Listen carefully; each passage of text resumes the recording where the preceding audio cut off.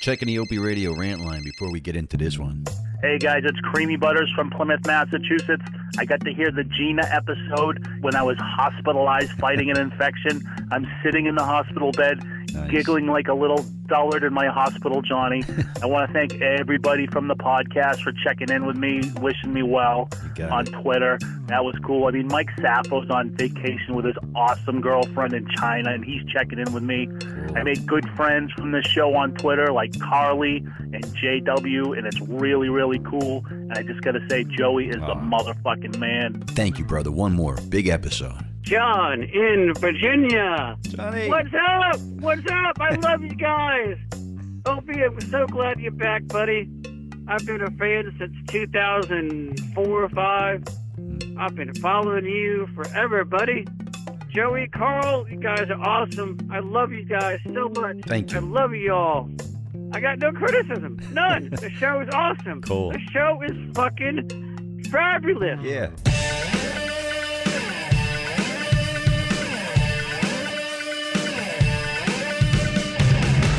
Gonna be a bust. I can feel it. I can feel it. The minute I saw Opie's polka dot umbrella, I knew this thing was for the shits. Do you like my polka dot? Oh, jeez. It's polka paisley and polka dot. And, umbrella? the first thing I see is Opie comes in. You were so upset to see the brass down here. It just stopped you in your tracks. Well, we're at Westwood One in the lounge, getting ready to talk to Bill Burr. It's an exciting day for us, obviously. I haven't seen my pal in a while. And when I come into the lounge here at Westwood One, I want to just be left alone. I want to be able to see Carl right away, which I was able to do. I like seeing Mike as well. And then there was like suits all over the place, and they're like, "If you don't mind, can you bring Bill Burr upstairs and meet all the executives?" And then Robert pipes in with something, and then they're back. I'm like, "Could you guys just leave?" Robert's vest was so tight today. Was it? He's definitely been stress eating since he saw Gina. He's home eating Cherry Garcia, Ben & Jerry's.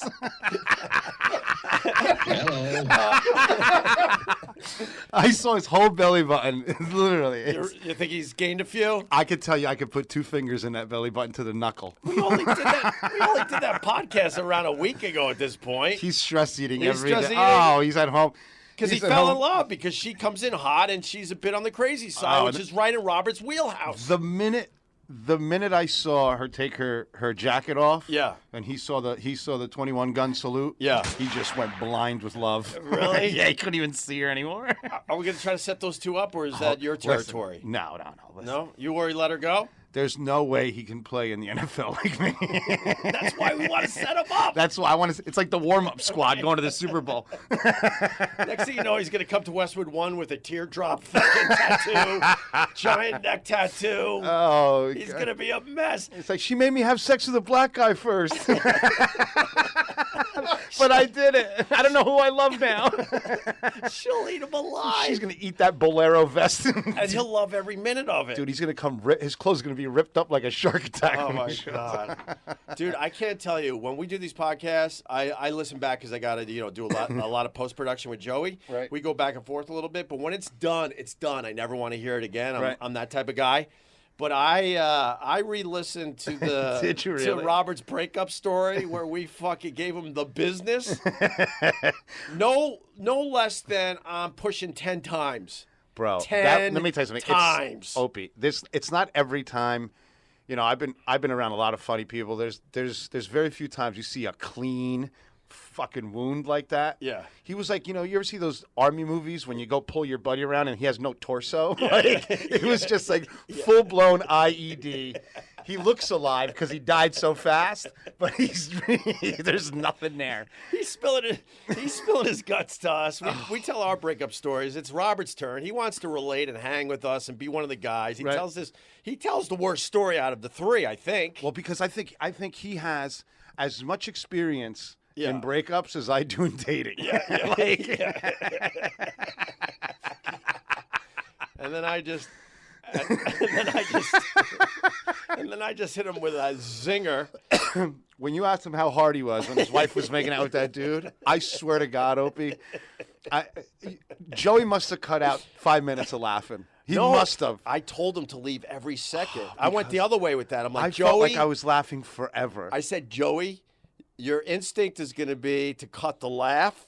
Do not do it. Let it breathe. I really thought it was longer than it was. It was such a deep laugh for me. Yeah. Like I got dizzy like when I eat a lot of ice cream. Yeah. It was so fucking good. The laugh came in at well over a minute. Well over a minute. When you were just going in between laughs. He's dead. He's dead. He's dead. He's dead. I got to tell you, that made everything worth it. Robert took it like a champ, though, because I had a couple conversations with him, and it brings me back to the old days. You know, I would do that type of shit on many other versions of this radio show. Right. And I'm just going for the laugh. I'm going for the moment. I'm trying to entertain the audience. Right. Thinking nothing of it. Thinking everyone's on the same page. If you're in the room with the mics on, pretty much anything goes. Right. And you should know we're all pals. We're all good, right. Well, I mean, that's a story for another day. But let's just say the people that I would do this to, I thought we were all good and we were all on the same page. And then I learned years later that some dumb throwaway line that I did that was really harsh, right. that entertained the audience, this guy took personally and would be motherfucking me for years because of that. Yeah, but you never talking to me and going, you know what, bro, I know it's a show and you're trying to entertain the people, but that one hurt a little too much and I just needed to talk about it. So I had the conversation with Robert. I'm like, look, Robert, in the past I would do stuff like that, not knowing that the person would take it personally and then hate me for years after that. You cool? He goes, I'm cool, man. I knew what I was stepping into. I'm like, okay. There's certain people. You're like one of those people that say things. It's almost like, you know, those like Russian spies that hit you with the tip of the umbrella and it has cancer on it, like that radiation. Like there's things that you say that bother me. Like 2 months later, I'm driving like motherfucker because they're so subtle. Yeah. I remember one time.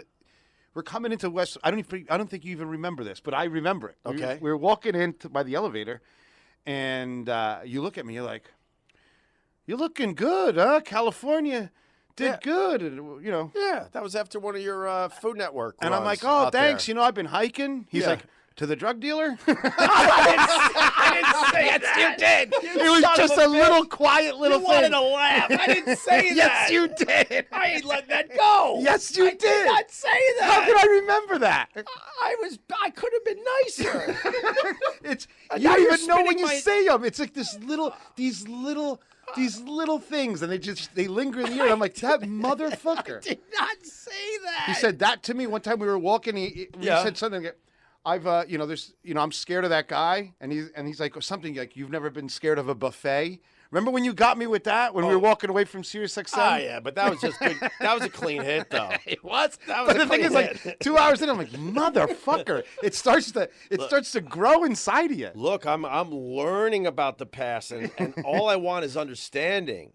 I don't need anyone to like me or any of that horse. I just need understanding. I understand. Okay? I get it. And I'm starting to understand a lot. No shit. A lot. By the way, the umbrella thing, it didn't even faze me. So it's raining here in New York City, and the only umbrella I could find is a girly one. I mean, but that's beyond girly, and it's like a kid's umbrella. Do you know how pedo you look like walking down Times Square? So this is Opie. What type of blue would you say that is? That's aquamarine. Aquamarine Yes. polka dot umbrella. Paisley. So I walked out of the house with it, and I'm like, people probably will look at me, and I'm like, I don't give a fuck. But just think about. That's what amazes my wife. She goes, you just don't give a shit. Oh, you don't give a shit. And I go, nope. So I walk in with the umbrella, and Carl points at it right away, and I go, yup. But just think about it. Imagine him walking around with his little journal and his umbrella and the fucking that little jacket that he wears that will actually make you colder. It's so fucking thin and Upper West Sidey. Upper West Sidey. Like if I put my wallet in there, it would rip out of the fabric and fall on the ground. It's a North Face jacket. Yeah.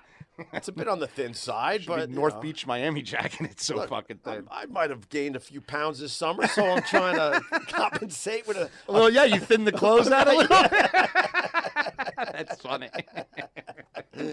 Oh, I'm excited to talk to Bill Burr. That's going to be really cool. My man. old friend is playing Madison Square Garden again. He's He's unbelievable. It's the only comedian I have in my phone. really, I have his whole thing. It's awesome. dude. I started listening to a lot of Bill Burr recently just to try to get get what he's been up to and stuff, so we could have a conversation, whatever. And then I got into just a hole on YouTube watching all his Conan O'Brien appearances and recently a Jimmy Kimmel appearance, and I'm like, God damn it, is this guy great? Yeah. And this stupid PC world is not affecting his comedy. Know why? Because he's a very honest guy. Right. He is what he is. Right. And that translates to an audience that is trying to just fucking destroy comedy in general. Comedy. If they get a hold, if the PC culture gets a hold of comedy, it's over. Yeah, I was listening to Jonah Hill on another podcast talking about comedy, and basically talking about all the stuff you just can't do anymore because it's mean spirited. I'm like, comedy's supposed to be mean spirited. Comedy's the canary in the mine. I mean, it's the last way to people to get the truth, like especially in this convoluted political world. Right. Comedians are the only people telling the truth. Right. It's crazy. But it's starting to really get momentum that you can't hurt someone's feelings in comedy. Oh, that one's too mean. That one's too mean-spirited. You can't do that. Chris Rock said it right in front of me. He's like, I don't do colleges anymore. They're not, Right. they have no sense of humor. Right. They have no sense of humor. Yeah. Everything is offensive. I got to tell you, man, I saw Adam Sandler's Netflix special. Right. It was damn good. I'm not an Adam Sandler fan in general. I like some of his old movies here and there, and I like a bit or one of his goofy songs here and there, but I wouldn't consider myself much of a fan. That damn special he put together for Netflix was really good, really well produced, slick as all hell, played a lot of songs. And late in the special, he did a song to Chris Farley. Right. It'll bring tears to your eyes. No shit. I mean, there's no laughs in it. He went pretty serious, and he dedicated a song to Chris Farley that he wrote. And Chris Farley's one of my favorites. And in the special, it's just tons of Chris Farley footage as Adam Sandler singing this song to his old friend. And man, if you don't get moist in the eyes, you're dead inside.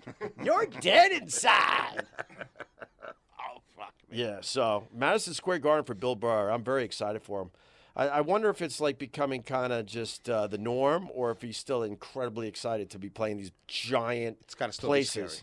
You think? Well, it's got to be scary, sure. I still do events. I was in Alabama. Yeah. And I had to stand in front of 300 people. Yeah. I got booed for the first time Why?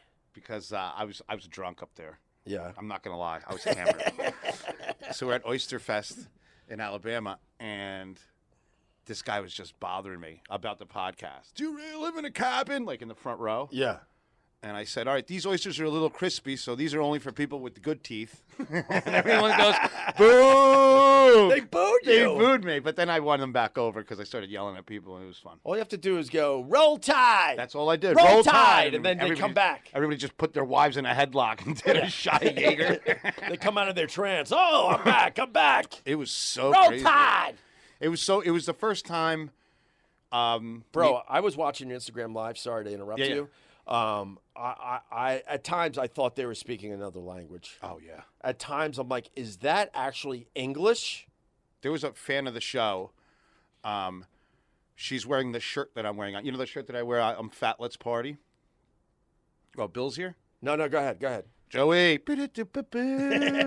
Oh, all right, guys. I get distracted because Mike was looking to see if Bill Burr's here. Go ahead. Mike, let me tell you something about Mike. When he sits in here, it makes me really lose concentration because it's like a squirrel. He can't sit fucking still. No, he's very jittery. He's like a coked up security guard. Yeah. He's just like. And then you start really studying his body, and you're like, I really do think his legs are too short for his body. Well, he's got giant. He's got little dwarf legs, and then this big bubble butt, and then three level 3 torso. He must have 78 abs.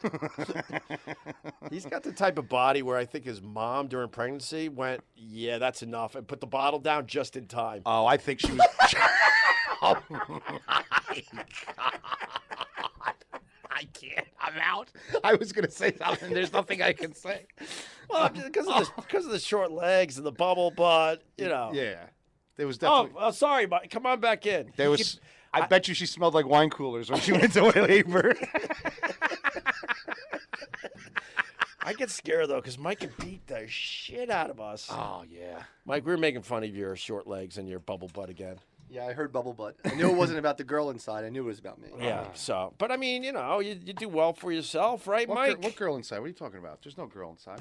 Keep it low, Mike. What are you doing? Robert's inside. I brought a date.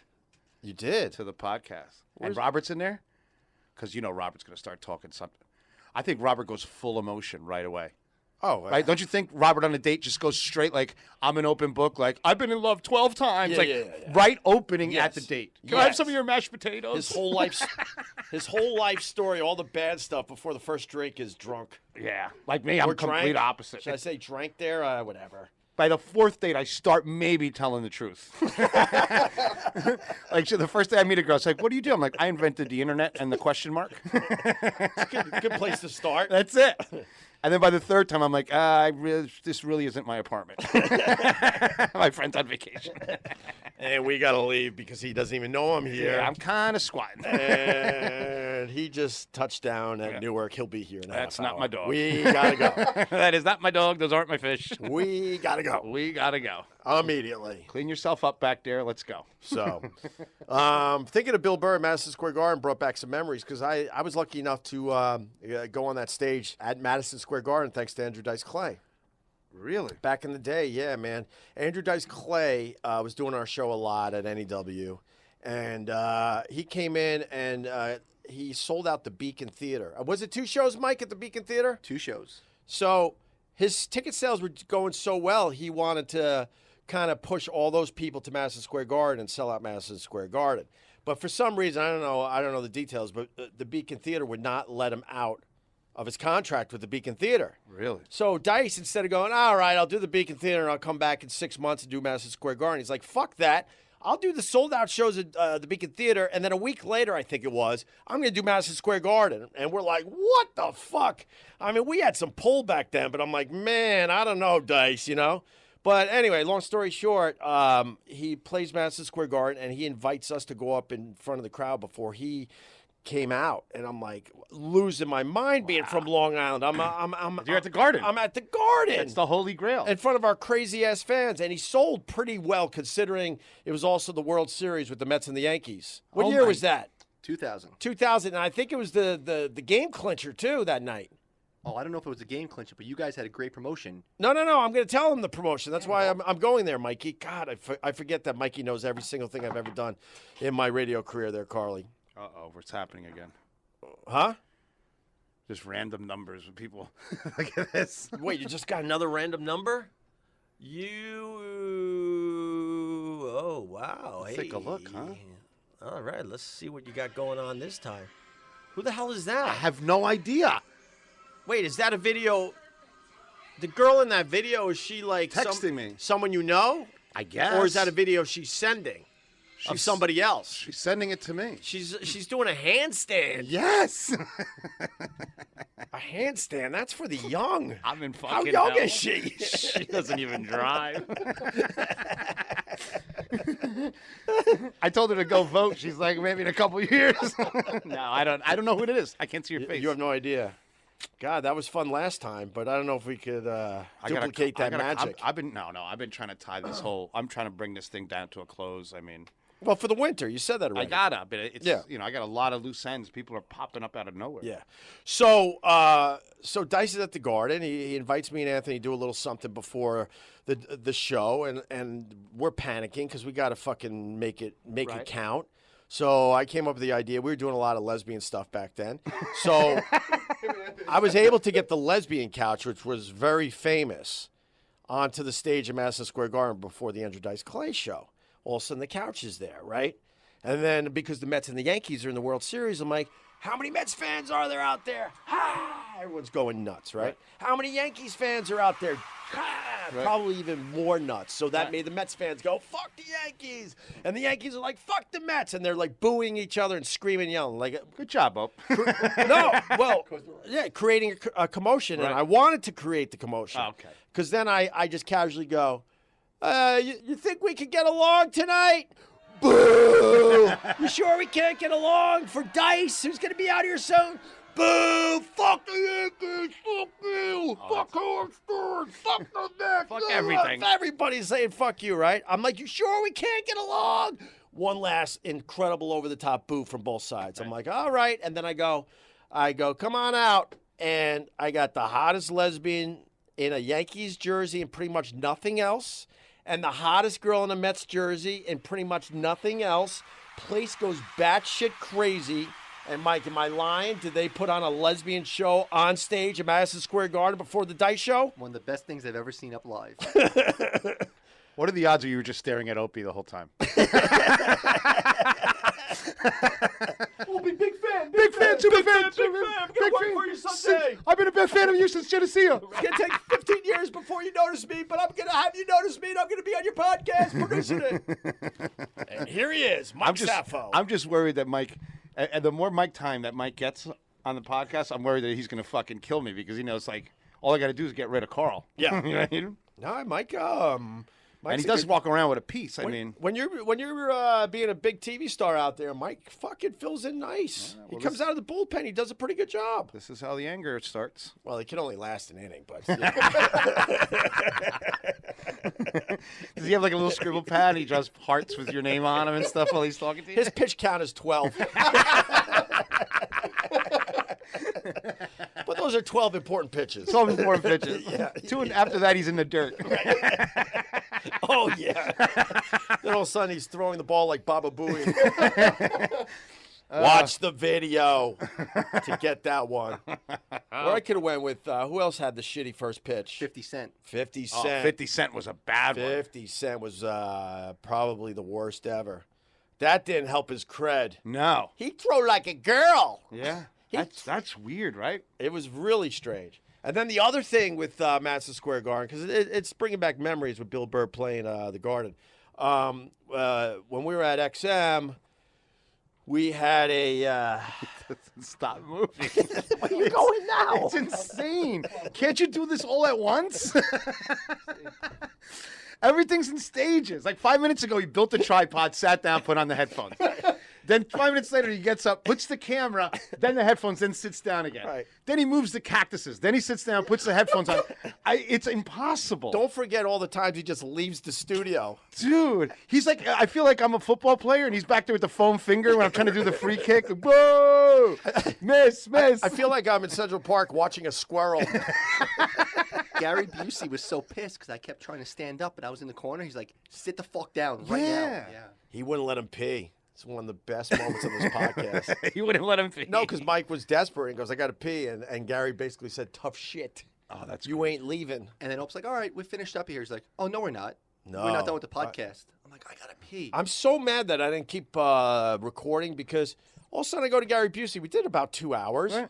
Then we do this weird hug in the hallway. And then I'm like, all right, good to see you, Gary. I got to go. He goes, you ain't going anywhere. I'm like, ha ha, that's funny. He goes, no, I'm serious. You're not going anywhere. And then he brings me into another room, and then we're listening to all his music. I'm like, okay, well, listen, I got to pick my kids up from school. You're not leaving. I'm not done yet. I would have ran away. I run away from shit. He goes, I'm not done yet. Then Tim Sabian gets involved. We're upstairs, where the step and repeat is, taking pictures. Then he goes, get me a chair. He sits in the middle of the hallway, in the middle. Free time Busey. In the middle of the hallway, and we're all uncomfortable because now he's holding court, and half the shit he was saying was pretty damn good. But I felt like an idiot, like trying to sneak record him. But I should have just said, hey, I want to continue recording this. But we were getting like just no filtered, whatever's on his mind, Gary Busey, even more than the podcast. Long story short, how long were we in that hallway before we... You were like, hey, we got to do some reads. I'm like, all right, let's get out of here. He's like, where are you guys going? Yeah. And Ope just walked out quick. Well, no, then know what finally, how I finally got out of there, I picked up my phone and went, my wife. My wife didn't call. I'm like, my wife. And I go, excuse me, making believe she was already on. And I walked into Tim Sabian's office. I counted to about 30, and then I took the long way out to the elevator bank. So I officially never said goodbye to Gary Busey. What are you doing? Opie. What now? He just turns on his phone. No. Yeah. Stop it now. No. Mike, I'm not taking your explanation. Just turns on his phone. Just show him what you're looking at. Let me see. Please. No, I don't want an explanation. No. Just show me. Come on, 5 is alive. And then you can try to explain. No, I'm going to explain why. I get such a bad rap on the show. Why do you have a picture on your showing phone? That's his screen. That's his No, home it's not. screen. No, it's not. How old are we there? Jesus. I was going back Aren't you to pushing 40 now? No. Somewhere around there, late 30s? late 30s. How old are you in that picture? 17, 18. Oh, No, but let me holy explain. shit. I was going to show you That's off. like 20 years ago. I was going to show you off air. Yeah. Because they're going to think it's me saying off air about this.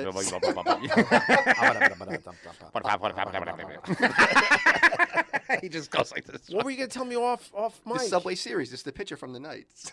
Oh, my God. Oh, my. How many pictures do you... That's a different picture of me. Another one! Why do I always hire fucking crazy? He's going to kill me, dude. All right, I'll give people a big one today. Know what one of my biggest problems was over the years? What? Hiring crazy people because they Right. make great radio. Right. But you should never be friends with them. That was the mistake I made. So no offense, Mike. We're not going to be friends. But we're going to have a good working relationship. Of course. Because I have to learn. No, I know. I brought a lot of crazies into my life that did really good radio, but were out of their fucking minds. I get it. Holy shit. Talking in characters to themselves when the mics aren't on. Just insane shit. Oh, yeah. He does it all the time the whole way. I'm Officer Opie. You're under arrest for breaking my heart.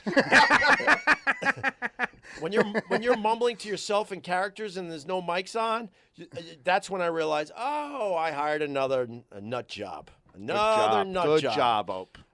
And Mike, whatever.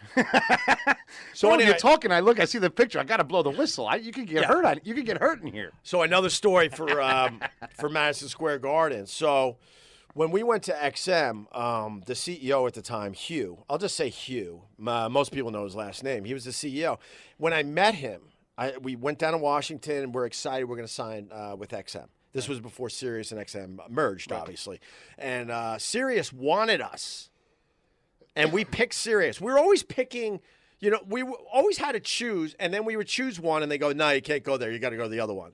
It happened with K-Rock and NEW for the New Yorkers. We picked K-Rock over NEW because it made more sense because we came from a radio station in Boston that was very similar to K-Rock. And NEW was a lost cause, which obviously... You brought that shit back. Yeah, the rest is history. But we knew we had an uphill battle. No one knew it was in New York. I'm like, let's go to K-Rock. We know the music because we did it there in Boston at AAF. So we had to make a decision. They were waiting for our decision. I said K-Rock. 2 hours later, like, you can't go to K-Rock. You got to go to NEW. And then I found out years later that Howard put his foot down, that little pussy. What a fucking pussy he is. I think I'm allowed to say that, even though I'm on good terms with Sirius XM. That man's a pussy. So then, fast forward. Big fan, Howard. Big fan. Hi, Robin. What's the guy's name? Frank the limo driver? What's his name? I love him. Oh, Ronnie's a good guy. I'll tell you who's good and who's not. Ronnie was a good guy. He was always good to me. Yeah. I love when I go down these roads and Carl, I see the flop sweat forming immediately on your forehead. I'm in show business. Everybody's cool with me. But you know how to work it. Yeah, I do. So that was another one of my problems. I just never played the game properly. So then Sirius XM, Sirius and XM, they both wanted us. We picked Sirius. And then Howard did his bullshit, and then you moved in. Well, I'll just... That's the equivalent of getting one of those breakfast, those Christmas tins from Howard. I'll just say this: we were within a day of signing, and then all of a sudden my agent's like, "Yeah, I haven't heard from him in a day or two." I'm like, "Oh no." I go, "That's a problem." He goes, "Nah, they're busy with this and that, and trying to get a satellite in space or whatever it was at the time." And I go, You're really "No." good with the agents too. You know how to pick them. I go, "Bob." Oh, no kidding. I'm like, Opie, what are you doing? He's like, waking up my agent. Making some phone calls for my agent. So I go to... We got to Westwood 1. The agent found out 3 days after our third podcast. He said, congratulations, guys. Yeah. Saw it on Twitter. You guys are signed. I saw on Twitter that Opie signed on Westwood. Who's paying for dinner? I made the deal. I know. And I got to give them 10%. I was there. I saw you make the deal. I made the deal. With Tim Sabian. Well, because Tim came to Westwood 1, and I finally went to my agents like, you might want to call Westwood 1. One of my good friends in radio is now running the place. And then like, okay, we'll do that. I go, too late, already signed the deal. Oh my God! And me and Opie have these passive-aggressive conversations. Like I have a passive-aggressive relationship with his agent. So I'm like, how's your agent, bro? And Opie's like, I know, Carl, I know. I'm like, did you get anything done for him this week? Well, another one. I think this podcast is turning into another one of my issues. So over the years, I would just tell everyone to get on my fucking back. I got this. Right. I got this. I'm surprised you can carry me. I'm giant. No, man, I do things very differently now, man, and that's why this has been a lot of fun and a lot of fun to listen to, hopefully. So we picked Sirius over XM. And then all of a sudden my agent's like, yeah, I haven't heard from him. I'm like, that's a problem. Right. Like, nah, no problem. They'll get back to me, right? Right. So then we're in a restaurant on 57th and whatever it would be over there. It's right around the corner from the Brooklyn Diner, a big place where celebrities and media people go. Bistro 8.5. It's that northern Italian joint. Oh, Right around the corner, right next to Red Eye. yeah, with the big mural in the back. It's an amazing restaurant. Reveille or something like. I know what you're talking. Yeah. So anyway, Jesus Christ. will you explain what's going on? Dude, I now he's moving the lamp and the cactus. He can't sit still for 5 seconds. Remember how Robert just sat there like a fucking garden gnome? He smelled like marshmallows Yeah, and he wasn't bothering anybody? Yeah. Bill Burr will be here in 10 minutes. I want to set everything up for him nice. You know how amped up I'm going to be by the time Bill Burr gets here? I'm going to be shit. I mean, look, he's taking furniture out of the room. I appreciate you want to Look at this. I appreciate you want to make it nice, but you sat up and stood up 3 times in 15 seconds. Dude, it's crazy. Camera over there. All right, put the camera over there, Mike. What? Put it over there then. That'll be good, right? I don't know. Huh? We got to get a camera just filming Mike during a podcast and just speed it up to see the way we sit, and it's just like constant. Yeah. It's unbelievable. So we're at this really nice restaurant, and the guy that we're making the deal with Sirius is there. I'm like, well, there he is, Bob. So let's see what the hell's going on, right? Long story short, the guy ignores us. Right. Like he doesn't see us. No. Like he doesn't see us. We were a day away from a deal. Fast forward a bunch of years, he's the guy that fired me, by the way. No shit. When we ended up, Yeah. after the merger, now we're working with the guy that blew us off at the restaurant. I'm like, what the? This is bad pool. Yeah. And then Oh, that's a guy saying. I'm going to use that. This is bad pool. bad That's a good pool. one. I used to say it when I was in high school. So anyway, so now I look at Bob like, do you still think it's not a problem? What do you think, Bob? You got your finger on the pulse on this deal? And then the little hair that Bob had left in his hair fell out immediately. It just felt like a leaf, like an autumn leaf on a tree. It's like a pendulum just swayed down to the ground. All of a sudden, he's looking like Charlie Brown after falling on the ground after trying to kick that damn Did you just football. change your T-shirt? Oh, Opie. Opie, you have to. We got to put Adderall in this kid's fucking Dude, soup. did you really just change your T-shirt? Yeah, I wore a white shirt here under my sweater, and I was sweating. I love how he makes it sound like it's normal, right. Like you don't do that? Yeah. I carved my name into the glass outside by the bathroom. What, you didn't? I wrote "I love Opie" on my chest with lipstick. Why, you don't do that? So Sirius bails. Right. And XM kind of moved on at that point, and then I went to Bob and said, look, I have an idea. The idea worked. We go to Washington to meet the CEO, Hugh, okay? And I got to tell you this one thing about Hugh is he pretty much has the worst breath I've ever smelled in my life on a human being. Just picture cutting open a dead raccoon's asshole, Okay, that's stinky. and that won't do it justice. No way. What do you have? Brutal! He had a bad tooth? And he was a close talker on top of No. it. And That's like getting in a leg lock in Tim Sabian's taint. right. Yeah. So then we're in a conference room. I'm making a goal to say Tim Sabian's taint every episode. So we're in a conference room, and this guy, he comes in to meet me and Anthony for the first time. Right. His opening line, ready for this, Carl? Is, I don't like you two, but I understand you have a big audience, so that's why we're doing this deal. And another thing, I'm no Mel Karmazin, who I loved. Right. As much as Mel beat us up over the years, he was always fair. Right. And he always tried to figure shit out. He goes, I'm no Mel Karmazin, basically saying, like, I ain't going to take your shit like Mel did. Trust me, Mel Karmazin did not take our shit. The fuck's He wrong? was incredibly intense. Right. And because he was saying this, you know, the hot air was like Oh, my God. And he smelled like death.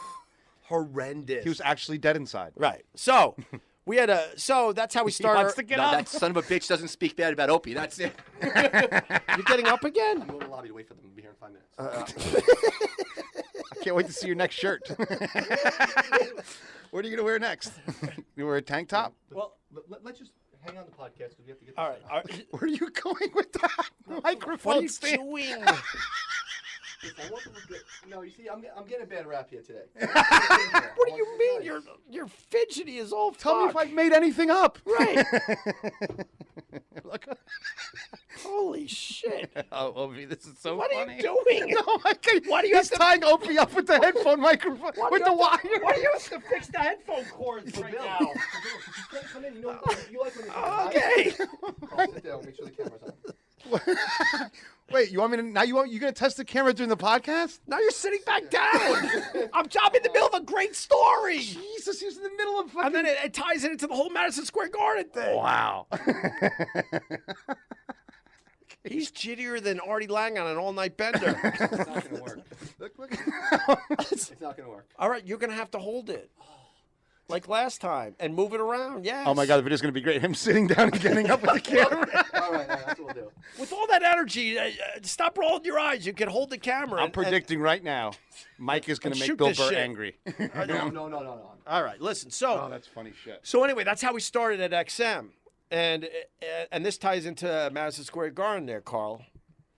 So Eric Logan came on board, and he knew we had a bad relationship with XM and stuff. So he wanted to show that it's a whole different world. And I think we were re-signing a contract, which was important to this story. He goes, I got a surprise for you guys. I did something nice, to show that this company has turned around and we're moving forward, and we appreciate you, and we understand all the subscribers you brought in, all that stuff. I love Eric Logan to this day, by the way.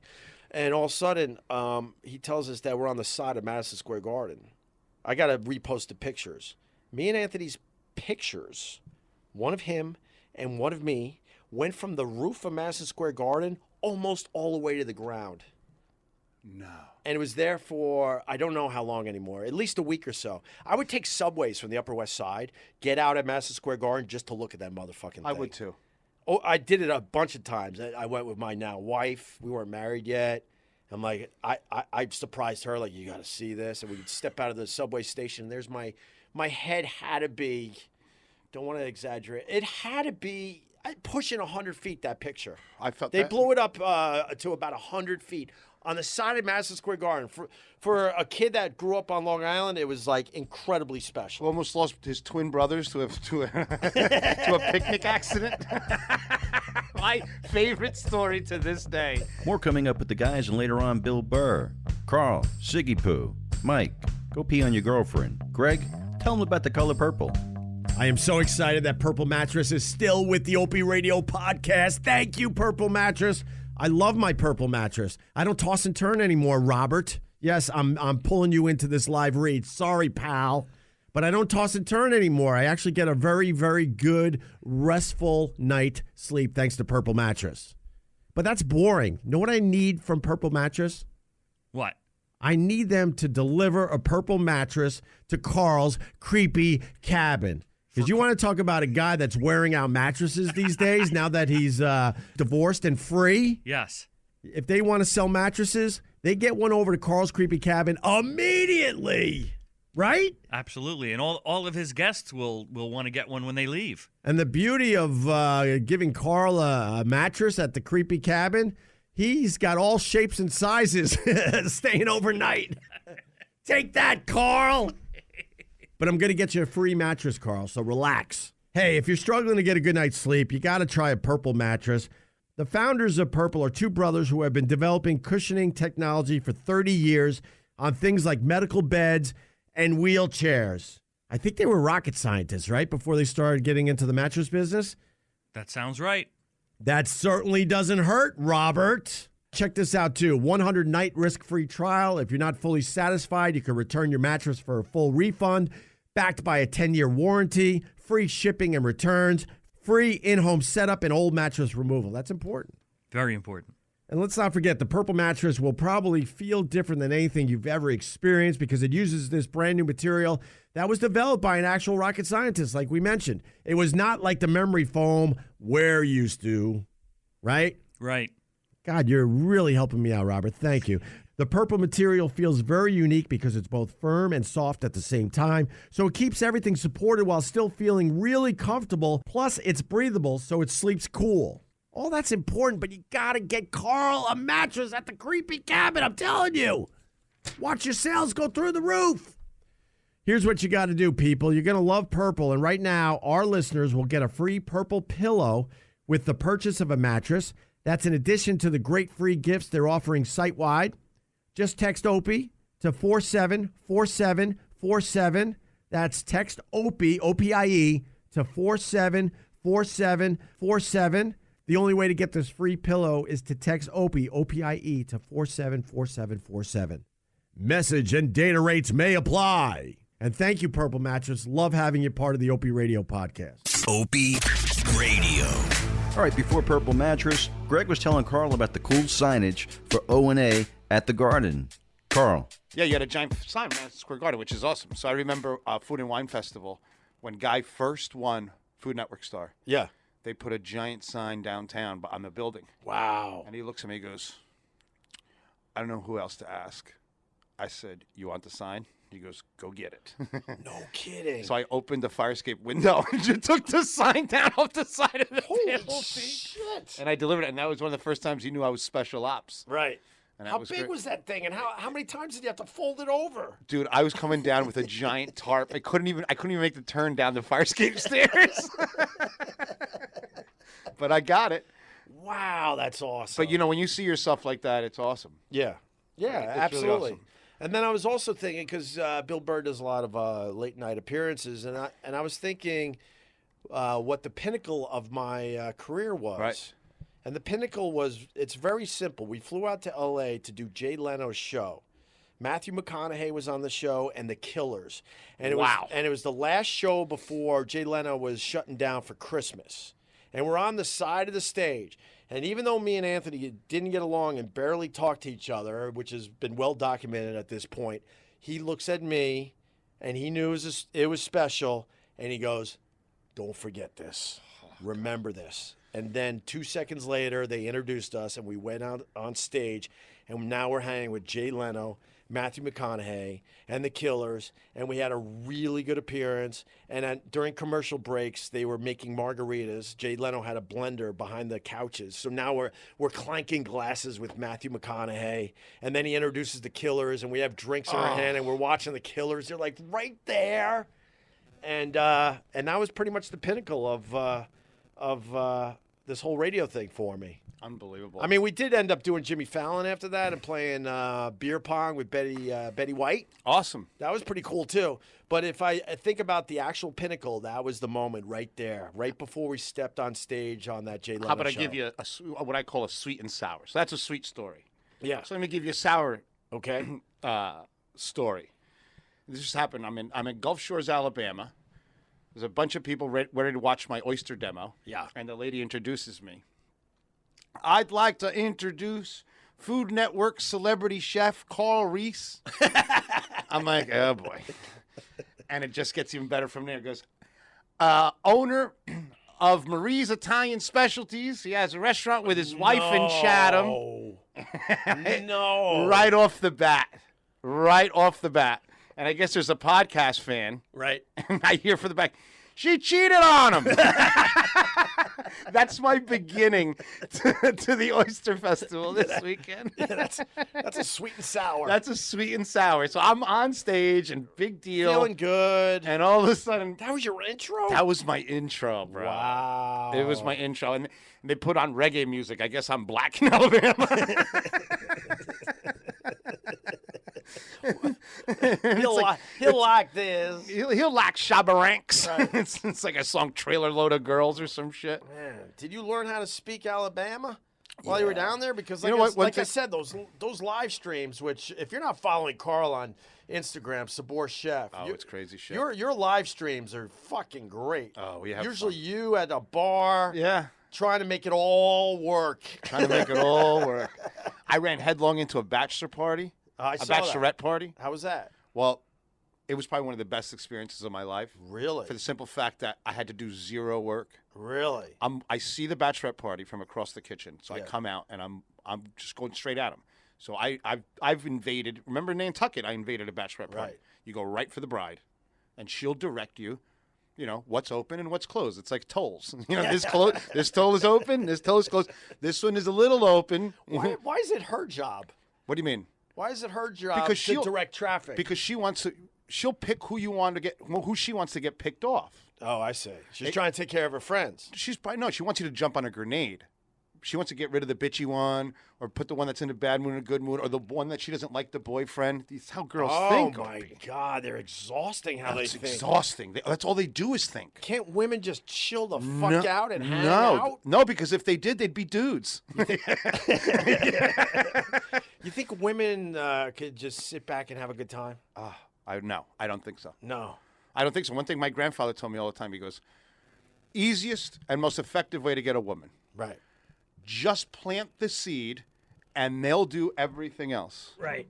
Just plant the seed and they'll do everything else. Yeah. And he explained to me. He goes, just go up to any girl and say, I like you. Not as a friend. I actually like you. That's all. It's that basic and simple. Right. That's the seed. Yeah. Then the girl starts in her head because they're insane. Right. Oh, my God. Like, does he really like me? I mean, he seems nice. Maybe he's just trying to hurt me. That. In the end of the week, she is in a complete whirlwind. She's had 3 relationships with you, reindeer games. She's gone through every scenario, and all you got to do is show up and come and get your paperwork. Right. You know what I mean? Yeah, but I'm just talking about girls hanging. Like, a bunch of guys can meet. Within 10 minutes, they're like best friends. Or not. Or they're mortal enemies. It's very simple. Or you're going to fist fight, right? Yeah, it's very simple. But that's it. That's the 2 choices. That's it. We're all going to hang like we've known each other forever. Right. Or now we got to beat the shit out of each other. Right. With women, man, it's exhausting. But I got to be honest with you. Men have adopted a lot of female traits over the years. Are you talking about like umbrellas? No. Oh, no. okay. You know what?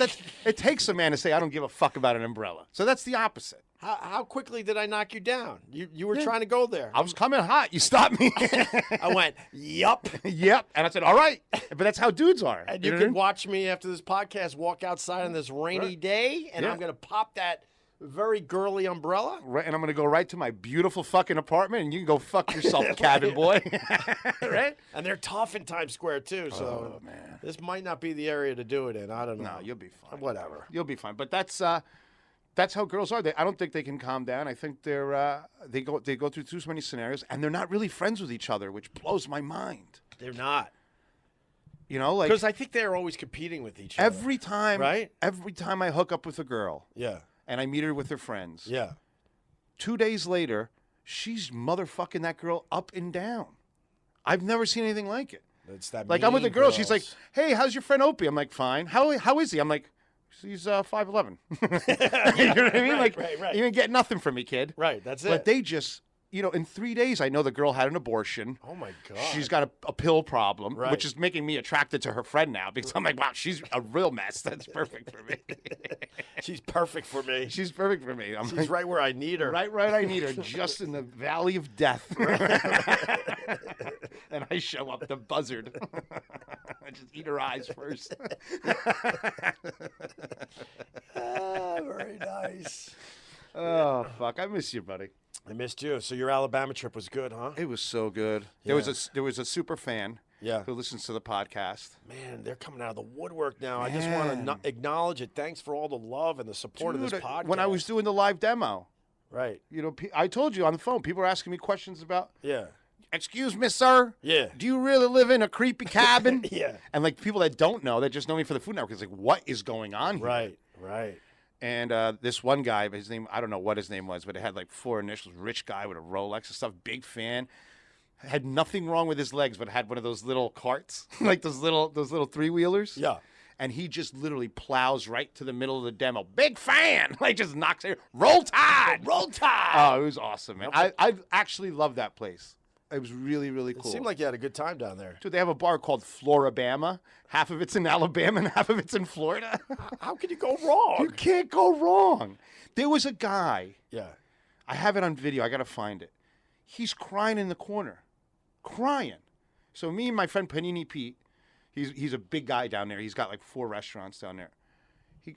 We walk up to him and I said, "What's the matter, buddy?" Just because I got nothing to do. I want to see what the fuck he's saying. Of course, you He got goes, "The cocaine's better in Knoxville. This is bullshit." That's what he was crying over? That's what I mean, crying. Big fucking $100 booger in his left nose. Right. Like he was so fucked up that he didn't even pack it in right. So he had a giant Coke booger in his nose. And I look at him and I said, "Good for you, man. God bless America." God bless America. I really I understood. I understood his pain. So the bar, is there a line right down the middle? Half of the bar is in Alabama. So they really exploit that shit. And you got to look it up on Sunday mornings. Yeah. My buddy goes, "You ready? We're going to Floribama." I said, "It's 9 a.m. He goes, "They have church." So the bar has church, and everyone's slugging drinks down while the church is going on in the bar. Perfect. It's fucking awesome. What's Drunk wrong church. with that? Unbelievable. Right. You ever do those gospel brunches? No. You never done a gospel brunch? I know nothing about them. That brought me back to church a little bit when I was living in Boston. It was, where the fuck did they do it? I forgot the name of the place. Oh, the House of Blues. They would do Sunday brunch. Sunday gospel brunch. It was amazing. Unbelievable. Just all that, the saints come marching in as they're serving you a real good Southern breakfast. Brunch was invented in Louisiana. What? I forgot the name. I think Did you Commander's say brunch? Brunch, yeah. Oh, brunch, okay. Brunch was invented in Louisiana. At Commander's Palace, I believe, or Brennan's. I'm not sure, but one of those two. They invented brunch. But we couldn't figure that out before they did? No. Do you know I met a chef? I'm trying to remember the name. Yeah. I was in California, and she comes up to me, and she's like, "Oh, I'm a fan of yours," and whatever. And she's like a big deal in California, whatever. Everybody thinks they're a big deal in California. Right. But she told me, she's like, "You know what I'm known for, chef?" I'm like, ugh, who even opens like that? You know what I mean? Right. Because I felt like saying, "Oh, well, I'm known for walking away from people like you." You know what I mean? But I'm like, all right, let me be nice. Right. So I'm like, she goes, "I invented avocado toast." Ooh. How the hell can you take credit for putting avocado on a toast? That's so stupid. That's like saying someone invented nachos. They didn't. That just that happened organically. It's just a mixture of ingredients. There's nothing there. You took an avocado, you put it on a piece of toast. You can't invent that. There's nothing else to it, right? Nothing else to it. Don't you put something else on it like that? I don't know. Yeah, douche sprinkles. Yeah, some kind of take a sprinkle $2 shit. avocado and then you make it $13 by putting it on toast. It makes me. Oh, some sprouts. Don't you put Sprouts? sprouts? Yes, you do. I hate you. Why? I don't eat avocado toast. Fuck you. I just like the way you say things, like sprouts. Sprouts. You know, the fucking sprouts. Because I like feeling knowledgeable. Yeah, no, they do put sprouts on. But she actually told me she invented avocado toast. I was like, Yeah. She's like, what do you do? I'm like, I'm divorced. I'm trying to get a gig in New York. That's it. Get away from me. Yeah, Like, you know, I'm going low with you. I'm not going to sit here and have a piss contest with Right. a lady who thinks she invented avocado toast. With sprouts. Sprouts. Good old sprouts. Little guacamole. Yes. Hey, what's up? Bill Burr, come on in, man. We're already doing it. How are you? That's Carl. Carl Ruiz from the Food Network. Guy Fieri's very good friend. We were just talking about. Here, let me turn on your mic. There you go. I get one of those, man. Look at that little mixer. What? How do you do your podcast? I have like I got the Guitar Center big stupid mixer. Right off I've just why you guys not supposed to advertise with them or something? Oh, it's just I don't funny. give a fuck. Oh. I mean, we're just starting this podcast thing, so I don't have all the advertisers like you do. It's called a Zoom. This is the way to go, because then when you're on the road, this is it so light? fucking easy. Yes. I Oh, mean, shit, I'm stupid. no, we got everything hooked up to it, but this is, and the quality of this thing is kick ass. You can just I hold know. it like this. I think I've taken a picture of that thing like 19 times. Like everybody has it. I never use it. We so that's Carl. He's Guy Fieri's friend, and he's a Food Network star, and I do the podcast with him a lot. We have Oh, all right. we have a really, really good time. So, and he was just discussing avocado toast as we were waiting for you. Okay. We were already running out of things to Bill. talk about because we got to avocado toast. So I'm doing a Food I Network don't shoot. understand what the fascination is. It's like literally you just listed the ingredients. Right. Well, this is going to send you to That's level what we 100 said. in 1 second. So I'm doing a Food Network show, and the chef comes up to me. She's like big in California, and she says, "You know what I'm known for?" I said, "Who the fuck opens a conversation like Right, that?" She right. goes, "I invented avocado toast." Dead fucking serious. Well, I it said, you kind of can't didn't exist. The last time I No. saw you, I don't think it existed. No, that's People, because it's so simple, Like the people last used it. fucking year and a half, all of a sudden, like that became like the biggest fucking thing ever. So now everybody's trying to put their twist on it. Oh, it makes it even worse. But this person's trying to claim they invented it, and Carl's like, you can't You invent. can't. That's like saying you avocado invented putting toast. butter and sugar on toast. It doesn't. Yeah. You can't invent that. It's an assembly. Exactly. It's not a recipe. So Well, who did think of putting avocado on? That's weird.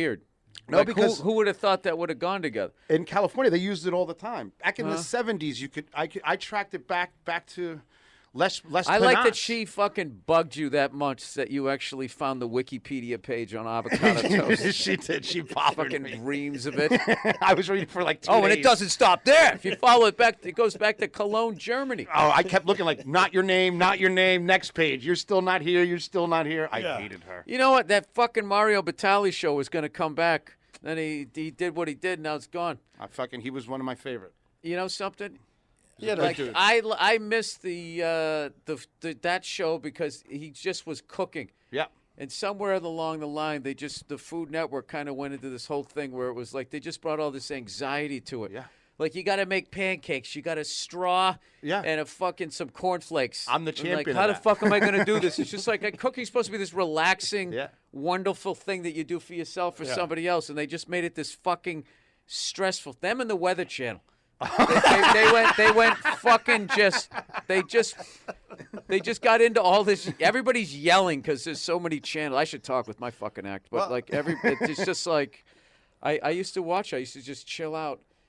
Well, When I had nothing going on in my career, I would watch Molto Mario. Yeah. And then I used to watch What's Her Face before she got huge. She like took over the whole world. Has her own- Rachel? Rachel Ray. Yeah. I remember I was with this woman at the time going, I don't know, there's something about her. She goes, she's just nothing. They put a little couple of highlights in her hair, and that was it. Yeah. She used to work on the Upper East Side. She was a cheese taster. She would let people chase cheese with the little toothpicks. That's how Rachel she started. Ray? Yeah. That's how she started. That's how she She started. invented it. Yeah, She right. invented She it. invented it. Yeah. She was the first person. Everybody used to have them in their hand, and it was gross. She was the one who was like, put the toothpick in it. And it was like, oh, my God, this is so sanitary. She invented the toothpick. Yeah, She was a cheese. She was a visionary.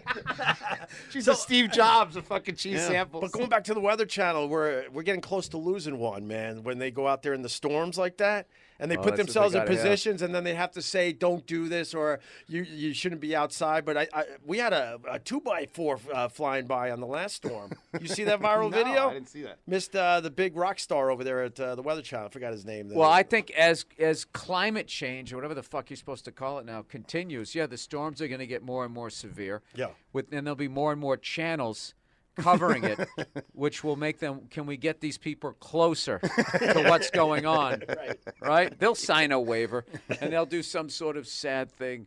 That's going to be the funniest montage ever. Because it's going to be the person. It's like if you got eaten by an alligator, all the montage of your life is you fucking with alligators. Like that guy, that guy, Steve Irwin. Yeah, Steve Irwin. It's Right. like his whole fucking video montage was him fucking with animals, like bringing them all to the level of stress that guy brought to animals, all into the fight or flight. They're looking at them like, is this guy going to eat me? Yeah, exactly. But because it's a snake and shit, people think the snake doesn't have feelings. Well, it's a reptile. It probably does. I liked where you were going with it. So. It was making sense. Who is that on the wall there? See, no one can figure it out. You want to take a guess? This is an ongoing thing on when we podcast. Is that you? Hasn't gotten that bad yet. That's David Lee Roth, believe it or not. Oh, that's just a bad picture. You That's know what David Lee he's, Roth. he's pulling his face and trying to hit a note. Yeah, or but he's whatever. got like a captain's hat on, and then he's got a sheriff star on the hat. He's a mess in that As picture. opposed to what?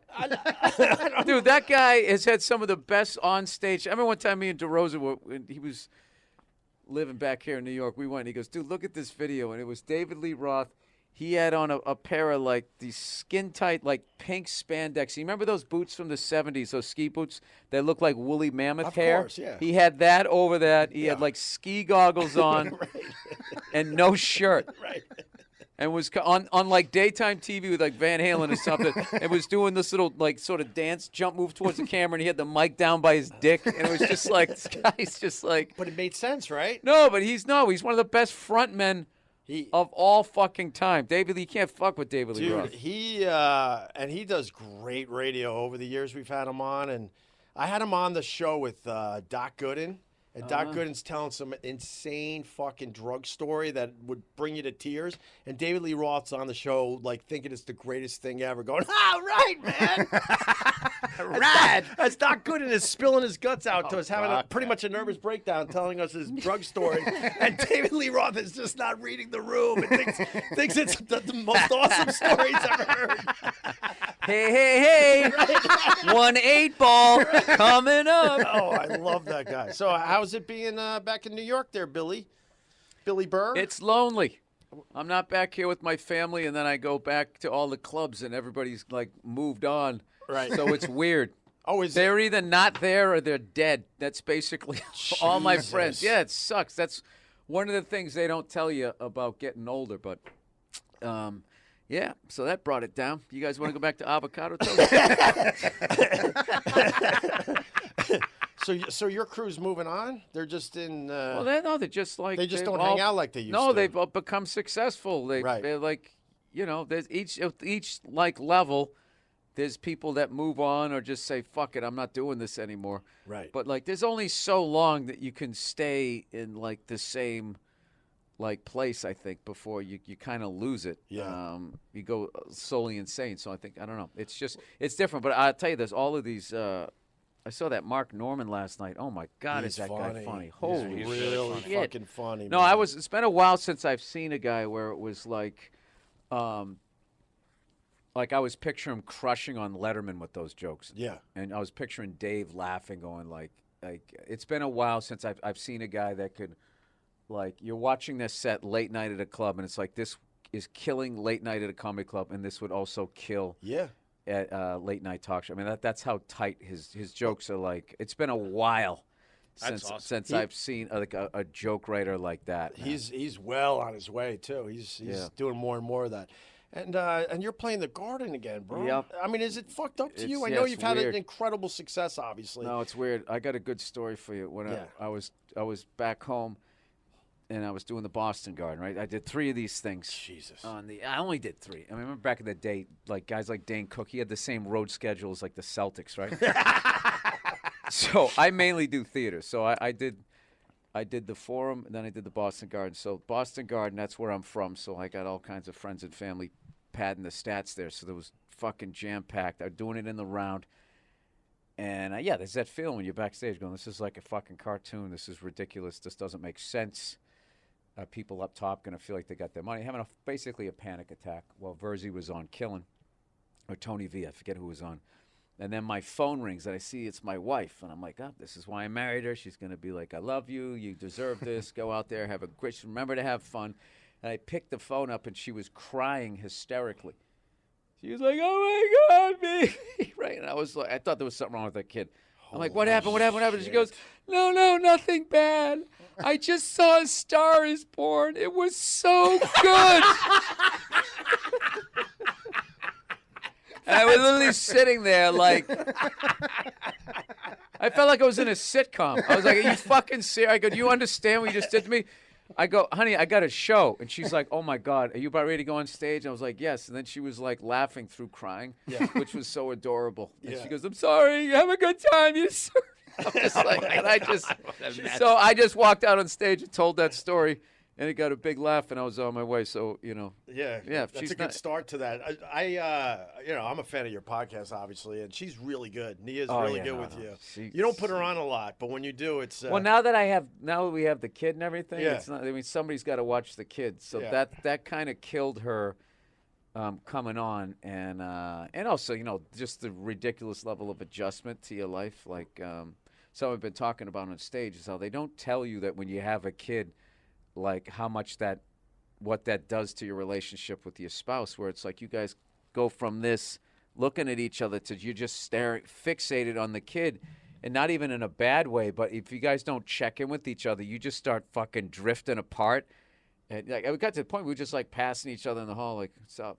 Just, like, when you just see somebody late night on the street, you know what I mean? You just give them the obligatory hello. So we had to kind of like, then it's like now we like go on like dates, but then we go on dates, and like 10 minutes in, we're showing pictures of our daughter. Hey, you see this one, and blah blah blah, and we're like, this is normal, right? But you really have to make an effort to be like, hey, you still cool with me? I'm a few years ahead of you in that game. Yeah. It gets way better, but I could totally relate to that because your daughter's only not even 2. Yeah, not even 2. Right? Gonna be. You're still. You guys are still in it. Like, she doesn't move around a lot yet, right? No, she's walking. But she's staying in one room more or less. But it's definitely Now you have started the chasing. Around. So now it's like, you know what the deal is. They walk into a room and it's just like gravitate to whatever can fucking hurt them. Yeah. Yes. It's like you got all these toys that are all safe and they're like, oh, an outlet. Oh, they stick their finger in it. Yeah, you go in there, they're playing with the cord and they got it around their neck. And it was like, I left a half a second ago. You know what I mean? Fucking. That's your whole job. Yeah. So keep make them sure safe. Yeah. So, you know, it's just something that, like, yeah, me and my wife we used to be that couple. Like, I loved it because people be like, man, you guys laugh all the time. Me and my wife, me and my girlfriend used to laugh. We used to inspire people, and then we kind of became. It was bad. It was rough for a little bit. We were just like, what? We used to laugh, man. Like, yeah, you gotta give yourself a break, though. Yeah, no, but no, we got under 2 years. Forget it. Yeah, no, we got it. We kind of got the thing back where you know what I did, dude? Is I just stopped fucking arguing. I'm just like done with it. And whatever she tells me to do, I just do. So now we're getting along great. So I'm happy with that. But there's this underlying resentment I have where I'm just kind of like, oh, so basically if we do everything that you want, like we're going to get along great. And there's all this fucking shit out there about, oh, you know, all these fucking women, you know, just every day, just bitch moaning and complaining about how fucking difficult their lives are in America, which is so funny to me. It's just like, why don't you look up the kid that had to sew your blouse together? I think you'd feel a little bit better about your position in the world. No, the level that they're talking. I mean, It's crazy. my favorite thing was when those two women, I'm not going to say their name, they got arrested at that fucking thing. Don't say their name. Sure. And they come walking out and they're doing the black power like they're black, like they're at the '68 Olympics and they went through slavery. And it's like you're a blonde white woman. Exactly. What are you doing? It's just fucking like, and and everybody's so afraid to get in trouble or get fired that everybody, but then every whisper's going, dude, what the fuck was that? What the fuck was that? It's a great angle because in other places of the world, you're sending your 8-year-old off to some sweat factory with a lunch pail. Or deliberately maiming him so he can get an extra fucking ruble or some shit. That's crazy. I mean, but as a Latin person, you know, I grew up with real. As a person of color in this culture, how do you this current climate? Well, how do you navigate avocado toast? I'll tell you one thing, Bill. Growing up, I experienced real racism. Real, straight up, you know, you're spick, you're this, you're that, you're that. Right. The Archie Bunker stuff. Yeah, the Archie Bunker stuff. Everybody was the way, you know, they used to call me, hey, Taco, come over here, do this. You know? I'm like Cuban. They're like, I'm doing you a favor, Taco. Vámonos, rápido, let's go. Yeah. And being in the restaurant business, I mean, there's nothing lower than that. You know, I started from the bottom as a dishwasher. Right. Nothing bothered me then as much as it does now, as people that have never experienced racism explaining to me what I need to be offended about. Oh, yeah, God. Oh, here we go. It's mind-numbing. They don't realize how there's a thing in Times Square. You're not smart enough to understand that you're being insulted. You need somebody white to explain. But it to it's you. so annoying to me. It's worse than you calling me being derogatory. It just feels like you're treating me like I'm an idiot. I took a sociology class. I understand your plight. Let me explain to you what I'm doing to you. Like everyone, you know, I worked for this French chef who literally told me, he's like, well, you're Latin, you know, God made you small because you're supposed to go in holes and dig ditches. Yeah. You know, that's what your culture is. Right, you're a bred culture. We're not. We're a culture by choice. This is how he's talking to me, right? Was he wearing a beret? He was wearing a big toque. But let me love this guy. Yeah, he was crazy. I mean, old 70s French chef, you know, hated everybody. But I stuck it through, and that guy went up to bat for me when I went through all his bullshit, and he treated me better than any fucking Spanish guy would have ever in the world. He went up to bat. He got me an Sounds like an officer and a gentleman. Yeah, he really helped me out. But now everybody. I want to make souffle, sir. Bullshit. My grandmother wants to make souffle. It's like that. It's exhausting. And I was talking about you before you got here about comedy in general and how you're more or less escaping the whole PC bullshit, mean-spirited. No, not escaping it because there's nothing to escape. What they do is I've learned through All Things Comedy, started this podcast network, right? How few people you need to tweet at the same time to start trending. Right. So you're really seeing this is like they're misreading where this whole political correctness and shit. People are just trying not to get in trouble. They don't agree with it. So they're misreading where people are the same way they misread this last election. I think today I don't know, dude. I got to, like, if you're a Democrat, I got a bad feeling because all of these fucking people, like all of these celebrities that go out there trying to rally people, to vote blue. It's like you're being broadcast where people in red can see it. It'd be like if you were fighting a war and you're going to do a surprise attack on Japan and they're watching you talking about it. Yeah, exactly. So, like, I don't understand how they don't think that a bunch of people, dude, my fucking guy driving me over from the airport is like, I'm voting no fucking red. I'm voting no fucking red. Right. And it's just like, I don't know how, like, all you do is somebody in the public eye telling people, what to vote for. People are smart. They know who they're going to vote for. All you're doing is just catching the attention of some guy in a white van with two fucking seats who just wants to do something crazy. That's the only guy that you're changing him in that he's now going to go after you. Well, there's a couple of things. It's an insult to my intelligence when the celebrities are coming forward and saying, you got to vote. Basically what they're saying is, you got to vote Democrat. Right. That's what they're saying. Yeah, they're trying to act like are. it's non. Somebody of course asked me they to are. do It that. drives me nuts. It's like, Somebody asked me to do that, and then I don't get involved. I'm not fucking going to sit there. Dude, I flunked everything in high school. Who the fuck am I to tell these people what to vote for? And they go, no, this is nonpartisan. It's like, have you looked at the people that you have on this? This is not like, if I stand anywhere near half of these people, look at their fucking Twitter feeds. I'm not fucking sticking my head on that chopping block. I'm just insulted. I would rather them say, we all want you to vote Democrat, instead of this, like, you need to vote because you're an American. Well, they did that last election. So now what they're trying to be is like, it's really important to get out and vote. And it's just like, yeah, I understand that. What else? Oxygen is probably one of the more important gases in the atmosphere. And you want to make sure that you keep breathing. Oh, thank you. Fucking third lead on a sitcom. But we live in New York where your vote truly doesn't matter. It's so democratic that I know we're good. We're good in this state. How about in Jersey? I'm voting for a Cuban felon or a Republican billionaire. Just like, I don't care. It doesn't matter. No, but I was going to give you a compliment, though, because you're more or less skating it because your comedy's so damn honest. And I think there's nothing malicious behind, because people always go, you get away with this, and it's like getting away implies that I meant something malicious. I don't. I'm up there. I'm a fucking moron. I don't read, and I'm up there to make you laugh. Right. And and there's some people, you drive across their front lawn, they get upset, even though you've been driving over everybody's fucking yards the whole time. There's just, they're fucking babies. Yeah. And nowadays, you need controversy to make something sell. So you can do a show in front of 1,000 people and 999 enjoy it. But if one person didn't, that becomes the story. The person who fucking did it. And it'd be like, I got a fucking partial standing ovation. One person walked out. If I was a fucking president, if that was my approval rating, I would be the most popular president ever. Like this is not. Well, why do we focus on the one person? Money.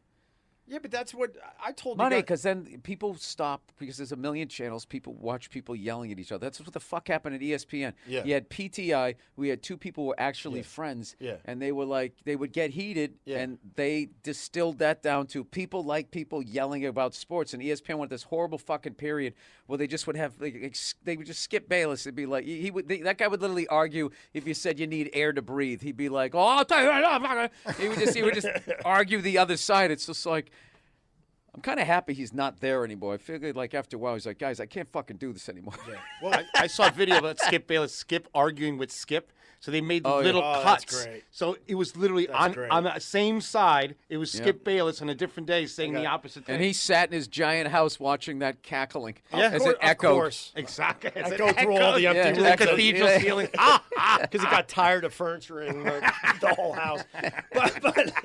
But the point I told you guys years ago when they did this to the radio guys, where it was always the minority that got the radio shows fired. It wasn't a massive majority. It was like, holy shit, we got to get rid of this certain show. It was always one fucking small group of people that had all the power, and I would yell to the executives like, "Will you ignore those idiots? They don't mean anything in the long run." And now it feels like it's starting to happen with comedy a little bit. Well, fortunately, we don't make money for a corporation. If we made money for a corporation, we would all be fucked. I mean, I guess we do in a way with the promoters, but corporations are like, if one nickel is going to roll out the door, Like with the whole Colin Kaepernick thing with the NFL, at first they were supporting, trying to be progressive, and then all the racists who were watching it, who made it about, fucking Iraq and Afghanistan, even though they kept saying this is about police brutality. Like, my brother's fighting in Iraq. It's like, dude, nobody is saying your brother is in Iraq. You're not listening. You're arguing a different argument. Right. But those people stopped watching and blah, blah, blah. So they actually sided with ignorance and racism in a way but they were doing it for financial reasons. Yeah. So they're like, all right, let's squash these 5 or 6 people that are doing this, and these racist people will come back and buy, fucking whatever, a Mitch. Right, but whatever side you're on, it's whatever. money. Money's the lifeblood of a corporation. It is. No, and all of these, that's another thing, too, is that's why if you notice, like, that there's a lot of comics say crazy shit, but you need a certain amount of followers before what you say becomes offensive, because they're not going to waste their time hitching their wagon to somebody that they're not going to get traction for. They'd much rather do it when you become like a name. Yeah. So the genius of my career is I've never been the guy, so I maintain... I'm never in the stratosphere. I'm down, the troposphere, or whatever the fuck it is, the one that we breathe. Like, I'm down here. So all of those people up there, and that's why I don't do those fucking politic things, standing there. Guy Fieri told me that one time. I got in trouble for answering a tweet. I was judging a competition on the Food Network, and that someone tweeted me, that was racist that the black person didn't win. Why did the white person win the cooking competition? I said, because the black person sucked. It was that simple. Right. Oh, yeah, dude. No good. That was no good. No, you can't. No bueno. Yeah. No bueno. And then you should have said the black person's dish sucked. You should have said because his I dish did. tastes better. Is I what did. You say. That's what I said. What you really should do is you shouldn't answer. That's what I learned. Like that's what I know. You know what That's what I learned the hard way. I hit it back over. I've been saying this and everything. Whenever people because now they literally ask you these fucking career-ending questions like I'm running for office. I'm like, I'm not required to answer any of this.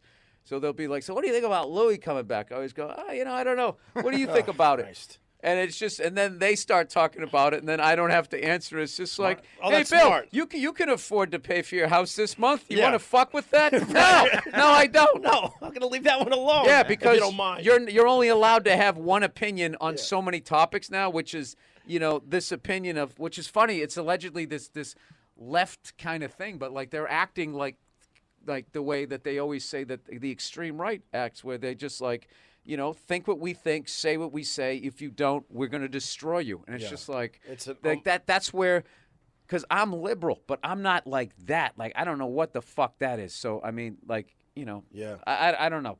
So I ran into Louis. We had a nice conversation. He's doing well. And I told him I support him. I mean, I'm answering your question. He did it again. There you go. No, of course he should be able to continue his fucking career. Jesus. All right. Well, I have a sofa if you need to crash. For a day or two. We had a very nice chat. He might even come on this thing. We'll see. He said to email him. That's we'll see. Well, me and my buddies at the network are fans of when you did Live in the Fillmore. You're the only comedian I have in my phone, and we play it because you did a bit about supermarkets, about how they make you do everything. Oh yeah, no, Newark Airport's like that. I fucking snapped. Oh, the self-checkout. Yeah, I'm not. We got to pay for your own. You It's got to literally like, we dude, die laughing. I hope people just fucking start stealing shit and just like, but then they'll bring the robots in to fucking drag you off the plane with their metal fleshy hand. No, I'm not doing it. You don't like self-checkout? I love self-checkout. No. At first, I hated it. It's but a now, scam. Why is it a scam? You're helping people not work. Yeah, I don't give a fuck about that. I don't want to deal with it's not them like as anything's people. any cheaper. Do you understand? You got to check yourself out of a supermarket and pay 10 cents for a bag. They're laughing all the way to the bank. The bag thing is ridiculous. That's like hotels. No, it isn't, because you're fucking pollutant. Bring your stupid fucking burlap bag. No, but the point is, everyone's still getting their fucking plastic bags. Yeah, they're not. They're not. In my area, they are. In New York, they are. Yeah, in New York, think they don't you give are, a and fuck. you think everybody else is. That's probably what's going on there. That's probably, if I was your therapist, that's what I would say. Fair. Well, I'm with you with the. Just because you're doing it. I'm doing it. Everybody's got to be doing it. Carl backed me up in New York. No, he's done that with any medical issue. He'd be like, hey, your kidneys hurting yet? I'm like, no. Well, they will. They will. It's like, Opie, we're from a different fucking DNA family tree. I don't know what you're doing. He did that for fucking years. Your eyes go yet? No. Well, you wait, bro. You wait. It's just like November 7th. How old are you? It's going to be November 17th. It's just like He's not wrong because when he how self-involved are you that you literally like all my medical like if I have it, the whole world must have it. He's not wrong because I couldn't wait to wish him a very happy 50th. He turned 50. I couldn't wait to text Bill because I'm like, oh, there's a whole another list of problems now. Wait No, till you I'm get good. this No, toe thing. I've gone to the doctor. I'm fucking getting all checked out. Yeah. I did the colonoscopy fucking last month. That's the Yeah. easiest thing ever. Yeah, The only thing that is the drinking the stuff is the it's a hard part. nightmare. Shitting your brains out. It's Yeah. actually it's like ridiculous. It's like really again, it's fucking ridiculous. But then you just go there, and they go, all right, put this on your face, and they put it on your face, and you just wake up. They do say to lay on your side. It's like, am I literally helping to fucking date rape myself here? And you just, self-rape. dude, you breathe in, and then you just go to sleep, and it feels like 2 seconds later, like, all right, you're good. That We just had a whole camera crew up your ass, and you have no fucking idea. Well, two things on that. The propofol is holy shit. You could basically knock someone out in You could 1 stop. second. You could stop a protest with what's coming out of your fucking. No kidding. And the other thing is we're lucky because the cameras finally got smaller. I know it's kind of a hack bit, but when our parents were getting their colonoscopies, that shit was the real Did they deal. even have? Well, that's why I think Vince man. Lombardi Network didn't news do it. camera. Yeah, exactly. Vince Lombardi was like, "You're not sticking that thing up my ass," and he just went out. He was just like, that was the old school guy. Yeah, but he didn't regret it either. That's what I'm Those saying. guys were tough. They Yeah. didn't give a fuck. Man, when I was hanging out with my dad at the VFW hall, they all had cancer and they didn't give a shit. Yeah. I don't care. My brother's a big It Harvard was cardiologist. cancer was a badge of honor. Well, they were all older guys and they lived their lives. Like when you're young and you're looking at that situation, like, holy fuck, go to a doctor. Like, Fuck it. for what reason? You know, he's missing an ear and it was. You know, it was kind of looks like incredible. how he's going out, like he wants to go out as refrigerator Perry. Oh shit!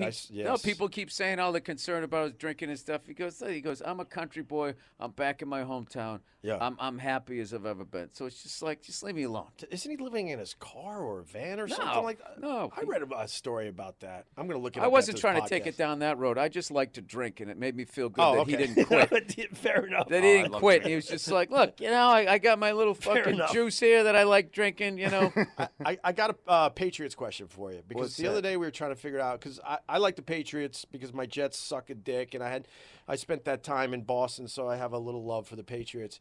What was the worst record that Tom Brady had? We were trying to figure this out the other day, and I probably should have fucking Googled it after this conversation, but like maybe 10-6. was his worst record? Maybe right? no, we didn't make the playoffs the year after the first year.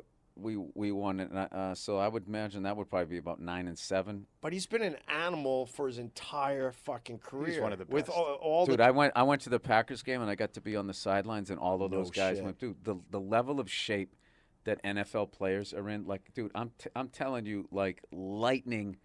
Fucking, they look like superheroes, and there was so many like the D linemen now. It's like even like the offensive linemen, they're fucking shredded. Like Right. it's not like the old days with a lot of fat guys. Everybody down there was shredded. And Brady came running by. I mean, like he looked like he was like fucking 30, 31. He's just running. But I got like you got to see this video I took of the guy. Like he looks like a fucking movie star. Yeah. Just 0% body fat, all of them. Like we're just out there. I was like, Jesus Christ. I mean, I went back to the gym. I thought I was getting in shape. I went down there. I go, these guys are like, they're not even, they're literally like, like you ever seen like a supermodel and like how beautiful they are? They had that with like strength. Yeah. Where you're like, how are these people even fucking human? Like I was looking at cornerbacks going, if that fucking guy ever hit me, over. Then I could be like Opie. You get hit by a NFL cornerback yet? You will.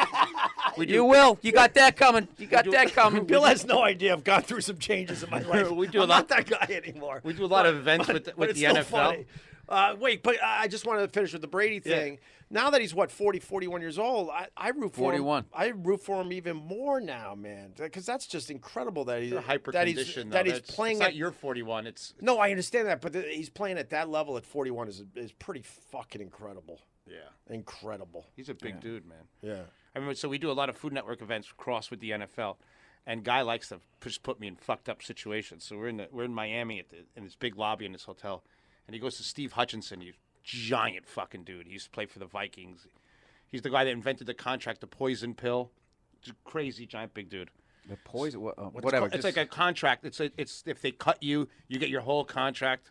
He was famous. They called the poison pill. That's what he was famous for. Him and his agent. But he's this giant fucking Hall of Famer guy. So the guy goes, "Can you do me a favor? Can you tackle Carl as hard as you can?" Holy fuck! We're all drinking. That guy hit me. My shoe came off. It was like getting hit by a fucking What did car. you land on? No, he scooped me up, hit me, and then put me down like a baby. Like he gave me the impact, but didn't let me fall. Fuck And that. just put me down.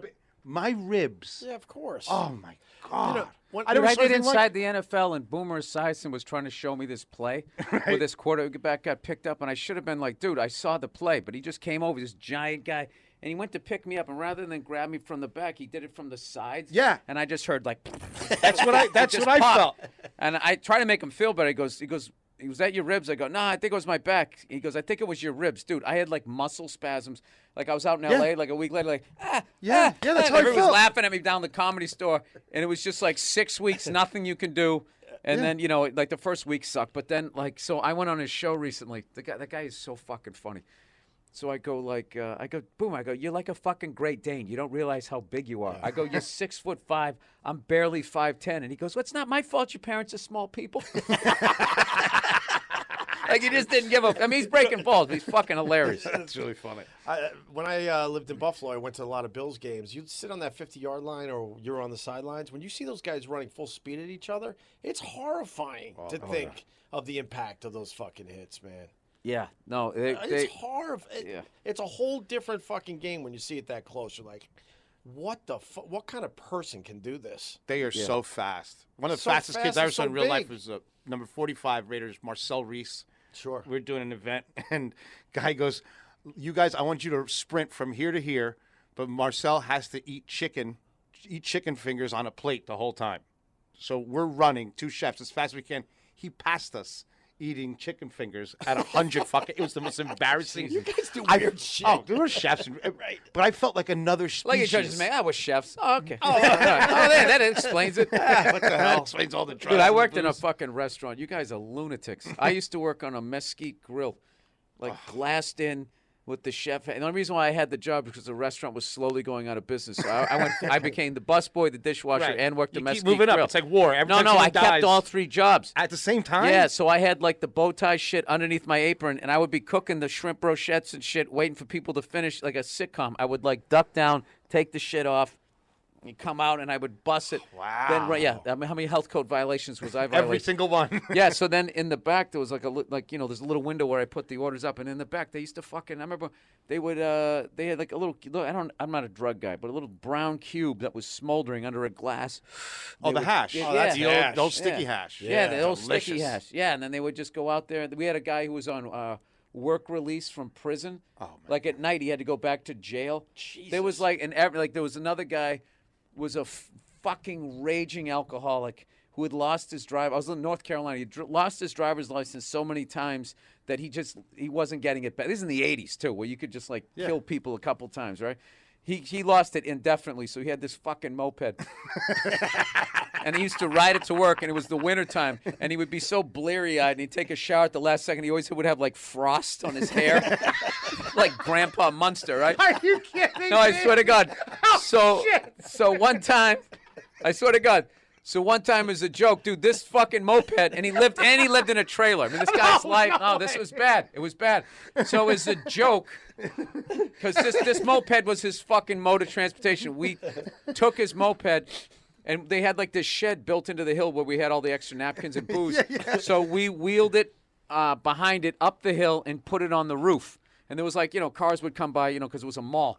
And we put it up there, and he just to watch him freak out. And dude, this guy almost started fucking crying. Came in, my moped's going, like, freaking out. We were just, and I'm sitting there like I wasn't in control of the prank, so I was kind of thinking in my head, tell him. So finally we tell him. He's like, you motherfuckers, goddamn it. And we fucking walked him all the way around, and we get to the top of the fucking thing, and the moped was gone. Somebody had stolen it. No, but it had a happy ending. They ended up finding it. and somebody was, I remember it was silver, and somebody tried to like do a quick spray paint of it black, and it was all shitty. And I remember the next day him riding to work with his fucking frosted hair, and I was like, I am the worst human being on the fucking planet, because he wasn't even like mad. I remember he saw it. He goes, "This ain't that bad. They painted a little bit, but motor's still good." And I was just like, "Oh man." Bill, when I was starting out, I worked at a restaurant in New York City. You know, one of these big lines where you had the chef had the microphone. So on Saturdays, we would do a collection for cocaine. So we would send the busboy up to Washington Heights with a ton of money, and then he would bring it back. And before service, there was like cutting boards, and we would put little ounce containers around the cutting board so they would be elevated, and have the pastry chefs make the lines perfect, and cut the milkshake straws, and it would be all ready. So Jesus the Christ, chef would what an operation. Yeah. So the chef would organize it, organized, right. and the chef was a Cuban guy, so he had a funny accent. So when the cocaine would get there and all the lines were ready, he would go on the microphone and go, "The eagle has landed, all through the fucking kitchen." And then he'd be like, and then in the middle of doing everything, he would organize not only the steaks and that we were making, but he would organize who had to go next. Yeah. So he'd be like, "Okay, 2 medium rare, 1 short rib. Okay, pastry, cocaine, let's go. And the whole pastry station, we'd lift up the cutting board, you'd get your straw, boom, boom, boom. And then you put it back, and everyone would go back to their stations. It was Oh my, that should be in a movie. It was real life. Would you guys be laughing or just like, no, this is normal? No, it was normal. And then we were so coked up that we would start making demands like terrorists. You know what I mean? Because the whole kitchen's coked up. So then we'd be like, "Chef, we want 3 pitchers of margaritas." So the chef would call into the channel manager and goes, "Hey, Papo, 4 pitcher margarita right now. Okay, vámonos. And he goes, "We can't give you any more alcohol, chef." "Oh, no problem. We start cooking. Everybody, take a break." And everybody would just stop cooking. And here come the pitchers of margaritas. And he would say, "Okay, let's go. Tuesday, meter." Like that all fucking You night. would hold them hostage. Did you ever work at a joint where you could be paid in regular check or cocaine? No. But if you got paid, it went to cocaine anyway. It was the 90s. It was that's what fueled us. I was a bartender in Geneseo, and that's how they would ask you. You want to be paid white or green? And if you wanted white, you had to go out the back and up the stairs to, I don't want to say his name, but whatever. The shit that we used to do. We used to cut and out. I was too poor. I had to always go green. I'm like, I wasn't an altar boy, but I needed green, not white. And the hazing that we used to do, like for you to be part of the squad, we would cut the inside of our pockets out. So when the new cook would come, we would hold the pot. Yeah. And we'd tell the new cook, "Go in my pocket and get the matches to light the pilot." So they would go into your pocket and grab your junk. And all the fucking, you'd see these 16-year-old kids just fucking, we're just abusing them. It was awful back then. They're saying Bill's got to leave. Yeah, I got this. Yeah, really quick, though. First of all, congratulations on the Red Sox. Oh, yeah. Which is fucking weird, living in L.A., being a Red Sox fan. But I got to go to the game. I went to game 4. Had a pretty good time. You always almost get into a fight out there. It's just how it is. Yeah. But, I can't believe it, man. Just every time I think we won our last one, it just keeps rolling. You guys are on a roll. I'm just not a baseball fan anymore. And then finally, I got to ask you, are you still doing the drum thing before your shows? Yep. I'm actually playing the goddamn comedy jam tonight. That's in front of a crowd. But, Right. Yeah, dude, I got to. No, I mean, like Madison Square Garden. Like, Oh, yeah. I remember you No, told we're me gonna last do that. time. Like he plays drums in an empty, like in this case, Madison Square Garden to get all the nerves out. Yeah. Is it your just drums? No. So I what have. you rent locally and say set this shit up for me? Yeah, I'm gonna show you. This is us at the Forum, playing some Van Halen. Oh, that's awesome. Yeah, dude. No, dude, it's fucking crazy. And Dean Del Rey comes out and sings. He has a great voice. And Isn't that almost more fun than actually doing the gig? well, I fucked Yeah. up because I played for like 3 hours, and I was like, did I just shoot my wad for the night? Wait, so you guys aren't doing this for just a little while? You guys are... We played. No, dude. When am I ever gonna get a chance to Yeah, do it that's again? true, You never man. know. Now, of course, this won't fucking play in here. Well, is it too long? We got shitty Wi-Fi, so... Oh, you do. But, that is so... I thought you just did a quick little 10, 15 minutes, but you fucking go as long as you can.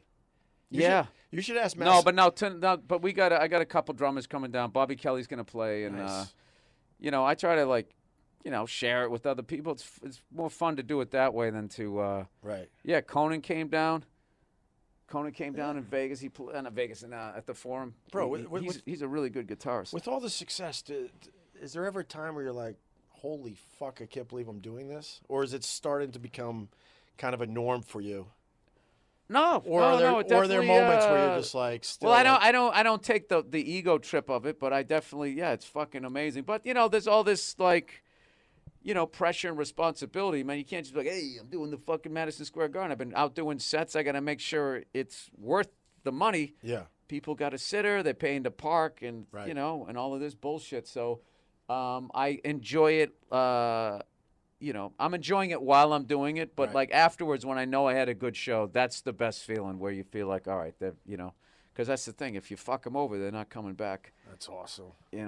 So, anyways, I got to go run Yeah, my yeah. yap on something else. Yeah, Bill, thanks, man. I really appreciate all right. you doing the podcast. Yeah, and I'm glad Great you seeing fucking you. texted me back because I missed your. Oh yeah, your text. It's all good. You want to get a picture, you guys? Oh yeah, sure. All right. Why don't we wrap up, Joey? Wrap it up. We're done. Bye. Bill Burr, everyone. Doesn't your guest have any plugs? I mean, he's got his... Wait, one other thing. I forgot to mention F is for Family. The Yes, third season's season coming up. 3 is coming out November 30th. I think this is our strongest season. And this season, we have Vince Vaughn is on it. We have 2 Oscar winners on it now, Allison Janney and, Jesus Christ, Sam Rockwell. My brain is tired. Yeah. We got Laura Dern, Justin Long, Dave Koechner, all of these amazing, amazing people. And I learned that from Seinfeld a long time ago, where he was just like, I'm going to surround myself with the most talented people. Yeah. And they'll help me along as I figure out what the hell I'm doing. So thank you for letting me come on here and promote the show. Dude, those fucking stories, my God. Crazy. Are amazing. All right, yeah. F All is right, for Family on Netflix. The third season's coming in November 30th. Oh, it's right around November the corner. 30, Oh yes. shit. Okay, cool. On Netflix. All right, Bill. Thanks, buddy. Okay, we'll Bill see Burr, everyone. Hey, this is Noah from Connecticut. I can't believe what Carl said about after you get divorced, you start like nesting with girls. Literally last week, I'm like, Noah, what the fuck is wrong with you? I'm 2 years divorced, I'm still like dating all that shit. And I'm like so quick to just be like, I go stays over. I'm like, just stay here. I got to go to work. Just stay here. I've just never heard anyone else say it. And I'm like just coming out of it. Unbelievable. Great show. You guys are fucking amazing. Keep it up. I'm glad everyone's happy and healthy. Amen. Amen is right, Noah. Thank you. Hey, Opie, this is Jeff Persh from Duluth, Minnesota, calling on my Disney hint or cheat, I guess you could say. If you want to get pictures of the kids in Magic Kingdom without all the people traveling down the streets and all that crap that you have to look at in your pictures and see the goofy guys behind your kid taking the pictures, tell them you have a reservation before the park opens at Crystal Palace character breakfast in the morning, and you can get in before everybody else, before the masses get in. Only the people with reservations get in early. You can get to the different parts of the park early and get pictures without anybody else in them. That's my cheat for the day. I hope you guys have a great trip down there. Thank you, Jeff. By the way, Greg may be at Disney World next week, but we'll still have 2 Opie Radio episodes coming at you. Here's a bonus. OpieRadio. What the fuck? The Opie Radio podcast. What the fuck is he talking about? I'm confused. No, I make fun. Oh my God, that was so much fun. Holy. My old friend Bill Burr just left. Hello? You're on, Carl. You fucking did well, my brother. I was intimidated by Bill Burr. Bill Burr's intimidating. He was. Absolutely. I got nervous like the first time I went and I talked to you. I felt the same way. Oh, really? Yeah. Over the years, me and Bill Burr, there was one time Bill admitted it finally on the show. He goes, the first time I saw you up, I looked in your eyes and went, I know that look. And we always had this weird understanding that we wouldn't push each other's buttons. That's where we're kind of similar in a way. Let me tell you, this is the first time I saw you guys together, so I don't know your history really with him. But you guys really look like good, like real friends. Like you guys talk the way I talk with my friends. I mean, we not like my real friends, not like Mike Sappho. Yeah, I mean, I don't know. I just like hitting him out of the blue. He doesn't see it coming to you. No, you guys look like real, like... We're definitely friends. I mean, we weren't like hangout friends like he is with a bunch of the other people, but we definitely got along. He did some great stuff for the radio show in the past, and We always kept in touch, and I remember the day he told me he was moving to L.A. He just knew he had to get out to L.A. to make things happen. He was doing very well in New York, and said, "No, dude, I got to get out there." And I thought he would go for a month or two, and man, was I wrong. He went out there and just flourished. Now he's got helicopter pilot. Yeah. Oh, and he's pretty close to an A-lister, man.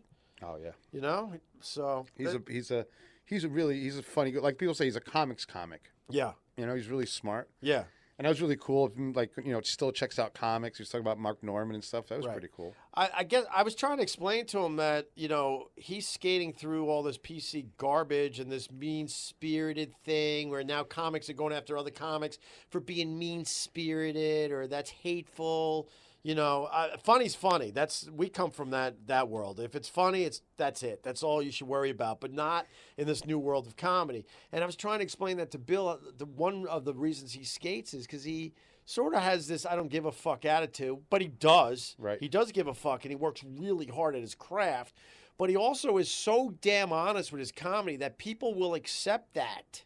Right. You know what I'm saying? They know they're not looking at a phony up there. They know that they're looking at someone that's pretty special, that really knows how to break down society in general and what's going on in this crazy world of ours. Yeah. And they will accept some of the harsher stuff because, A, it's incredibly clever and incredibly funny and incredibly honest. You got those three things, you know, then all this PC culture crap, they can't touch you. They can't touch you. But one thing, there's so much. The culture's so small, this PC culture.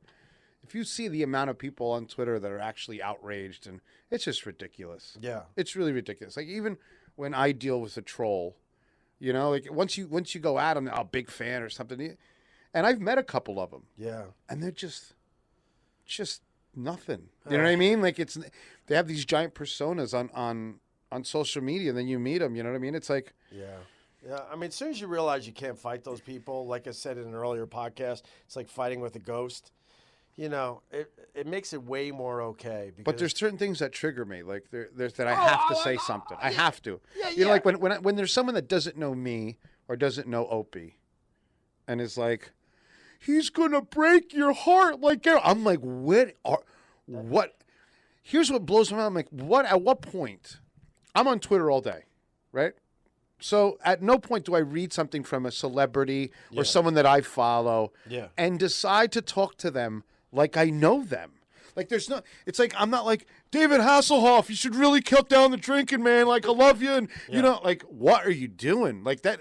It just seems like there's something's off with you. I'm so frustrated by that misconception because it's just complete and utter fucking bullshit. I could course show it you is. my phone. I got a million fucking. I have too many friends. I wish I didn't have half these fucking friends I have. I hear you. But those assholes from the past really set something forth, and people just bought into it. Right. It's unfucking believable, man. You know? That yeah, triggers I didn't me. get along with a few people from the old radio show, yes, but I also gotten along with a ton of fucking people. Oh, I get the same shit, man. I get the same thing. in How the am I gonna restaurant break business. your heart? You're a grown man. I'm a grown man. I don't even have a heart. Right. You know what I mean? Right. And when we have issues, which is very rare, we talk it out and we discuss it. How many times have I said, "Hey, Carl, I got to tell you this because I want to keep everything above the table," right? Yeah, he tells me he tells me the same thing all the time. He's like, you know what, Mike's gonna mess up the levels, and this is gonna happen. But you know what, Joey's gonna bail us out. Robert's gonna have a creepy dating story. Robert's gonna be in love with every girl you bring in here, right? He's told me everything. I'm suspicious though. You pick up your phone every once in a while. You're not like texting "fuck that cunt" to Mike while we're doing a podcast, are you? No, I don't even have Mike's number. Hey, Maddie can say No, something. he doesn't. I texted him like 3 weeks ago, and I'm like, "Guy, why are you ducking me like 4 times?" Yeah. I see him here. I'm like, "Guy, why didn't you answer my text?" He goes, Yeah. "You never texted me once." I Yeah. text him. He goes, "Oh, you're not saved, bro. That's Yeah. why." Yeah. Look, you want to know how you're in my phone? Oh yes. Here we go. Mike's in my phone now. Please, Carl, read this, okay? Hold on, read this. Wait, I gotta find it real fast. Okay, how do I have Mike in my phone? Oh my God, Mike's super fan.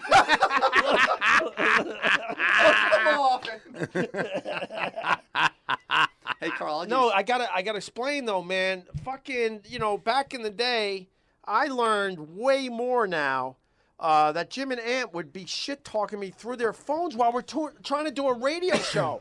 It finally came out with the famous, the little cunt won't look at me text that blew up, and I tried to quit Sirius XM, and then Mel Karmazin said, "You're not quitting because I need you, because that show's nothing without you." Mel always knew that shit. And he goes, "If you're telling me you want to reinvent yourself and do something different, you're going to stay here and do it here at Sirius XM." But then I find out that they were doing that on the regular instead of confronting me with their bullshit.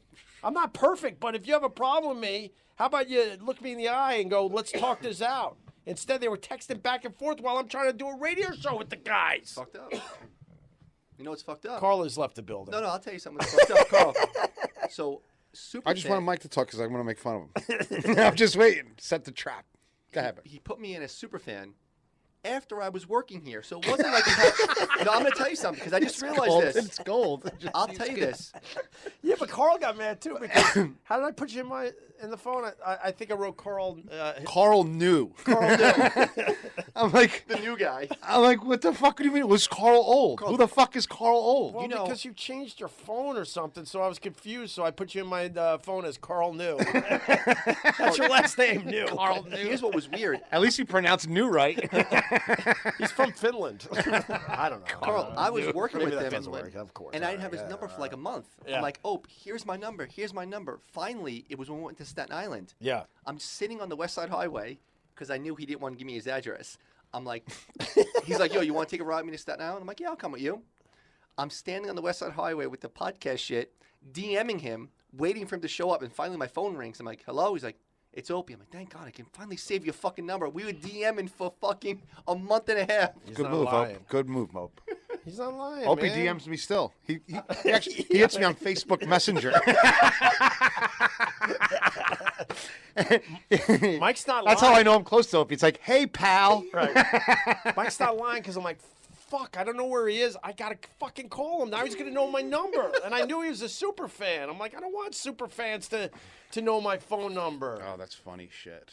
And I don't want him hanging out in my house. That's just downright creepy. Did you see Opie react when we finished with Bill Burr? We took a little break, and I kissed the girl. I know. That was weird. Did you see Opie fucking get weird? No, because but now you're going to make me sound weird. No, I'm not saying you're weird. I said he got weird, right? He's like, no, ew, Carl has emotions. Oh, yeah, all right. Carl showed Thank you affection. for explaining it. Thank you for explaining it. He was like, he has no fucking filter. No. You know what I mean? Like, I'm sitting there, and I got a girl waiting for me for fucking 2 hours to do doing a podcast. And she can't even hear the show. She's booth. she's sitting there. But you gave her... Mike's throwing fucking D-level jokes at her. Yeah. You could use the computer. Just don't look at porn. Hey,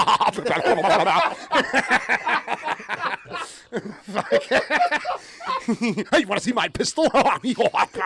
Like fucking Down syndrome Rodney Dangerfield in there throwing out some dead one-liners. We're a weird group. Because then all of a sudden I see you giving her a baby kiss, and I'm just like, ew. Yeah, exactly. It's no fucking filter. She snaps her neck at me. Snaps her neck. I kind of know her a little bit now. And then Opie looks her dead in the eye and goes, "Just joking." No, I go, no offense, but I'm not used to him showing any type of emotion. That's a nice endorsement from your boy. When I met this guy, he was dead inside.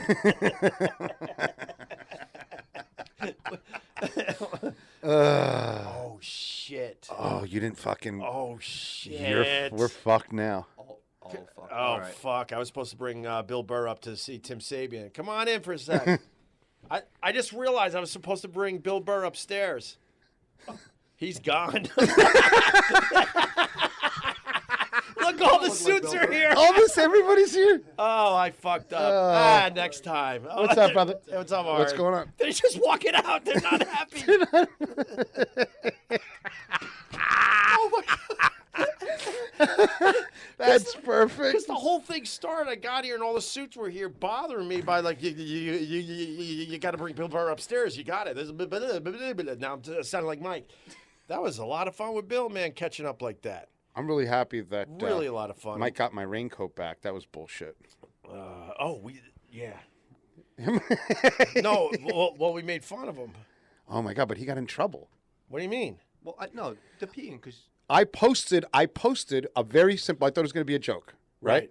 So I'm posting. Well, I gotta explain. Okay. So I'll do this. I'll do the radio setup. So out of nowhere, Mike decides to tell everybody that he pees on his girlfriend and she loves it.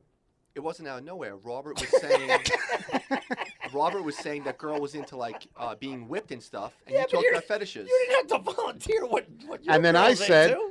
a girl wanted me to pee on her, and then you're like, yeah, I do it every Tuesday. Yeah. Did he offer it up? It came right out. Thank you. It's slip and slide. Oh, look, Robert's not looking for Bill Burr. Come on in. Come on in, Rob. Are you looking for Bill Burr? Hey, how you doing? I'm Bill Burr. I just wanted to make sure the executives were not going to bother you. Oh my God, you are stress eating. You are stress eating. We have a theory, Robert. Yeah, this podcast started with Carl's observation of you that. So this is that scientific. Your vest is a bit tight today, and It that is you a might bit be tight. stress eating because of Gina. You miss Gina. You're stress eating. I finished all the chocolate. That's exactly what I did. And Gina's from 2 episodes ago when there was a little confusion, and instead of Jeff the knife guy coming in, it was Gina. Oh, God. And I'm going to go Carl's see like- the knife guy today. I'm going to go see Jeff. I'm driving up to Peekskill to sign all the watercolors. All my knives are done. 36 knives. That's awesome. But anyway, so Gina comes in and crushes. Hopefully you guys heard that podcast. Yeah. And then we decided that Robert really likes Gina. And then Carl made the observation that you like her so much that you've been stress eating ever since you met her. And that your vest is about to pop. It's a little... He's eating Twix and Cherry Garcia.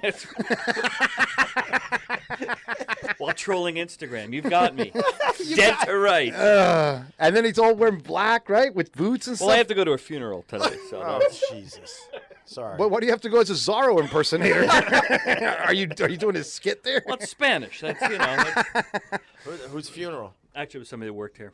Oh, my God. Here? Yeah. At Westwood. You look like El Chapo's lawyer. Well, that's the point. Sorry to hear. Sorry Anyway, about that. But Bill Burr's long gone, and I think Tim's not happy about it. So I want to ask everyone that's listening to this podcast, maybe Yeah. we could do a poll, maybe on that phone line where people call and get On the weird. rant line? Of course, 4 of you are in the room and not one of you remember the number. So let me help. 888-505-6743. 888-505-OPIE. I want to organize a date with Robert Yeah. and Gina. Yeah.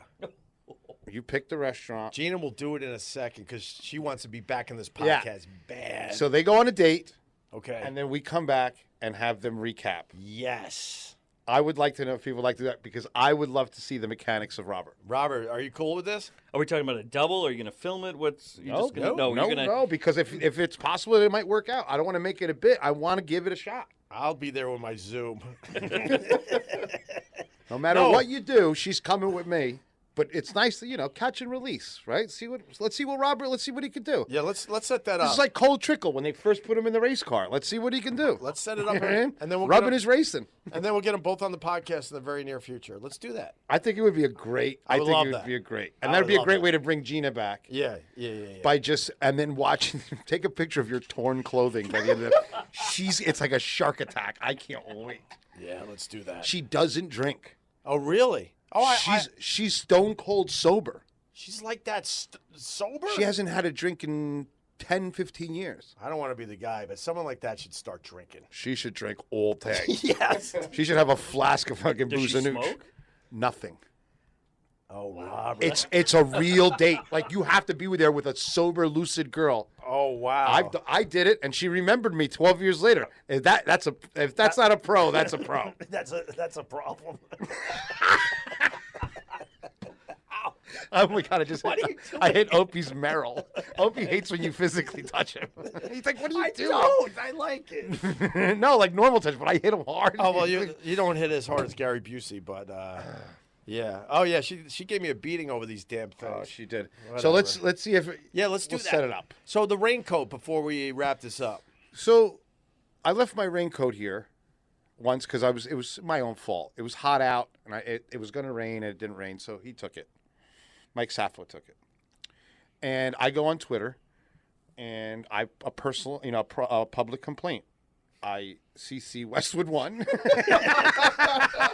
And I sent a tweet of my coat, and I said, Mike Sappho has stolen my coat and hasn't given it back in a month. And I CC Tim Sabian and the people at Westwood 1 and everything. You're like a housewife from Akron, Ohio. Exactly. I want to talk to the manager. Yeah, dude, I had that short bob haircut. Why are you CCing everybody? I CC'd Tim. I CC'd There was a Robert. whole meeting about it. The president of the network came down. Everybody came down. Why you are we know. losing talents' raincoats? I may or may not called internal affairs at NYPD. I'm like, you got a thief on your hands over there. That's funny. Check the evidence room. Yeah. So what I didn't count on was the good old Twitter people that have the longest memory. They're like elephant memories. Oh, my God. So then they're like, I bet you that jacket has pee-pee stains on it. I bet you he's wearing it so his girl can pee on him. That jacket's ruined. It's full of Mike pee-pee sauce. And Carl, you nailed it, because what happened was when the first podcast came out, when I said it, I took her to meet Mike Francesa. She tweets the picture, and she's like, who the fuck are these 5-6 people? I'm like, what are you talking about? And they're like, does Mike know that you like to get peed on? Mike Francesa pees on you. Mike and the pee dog. I'm like, oh. So now...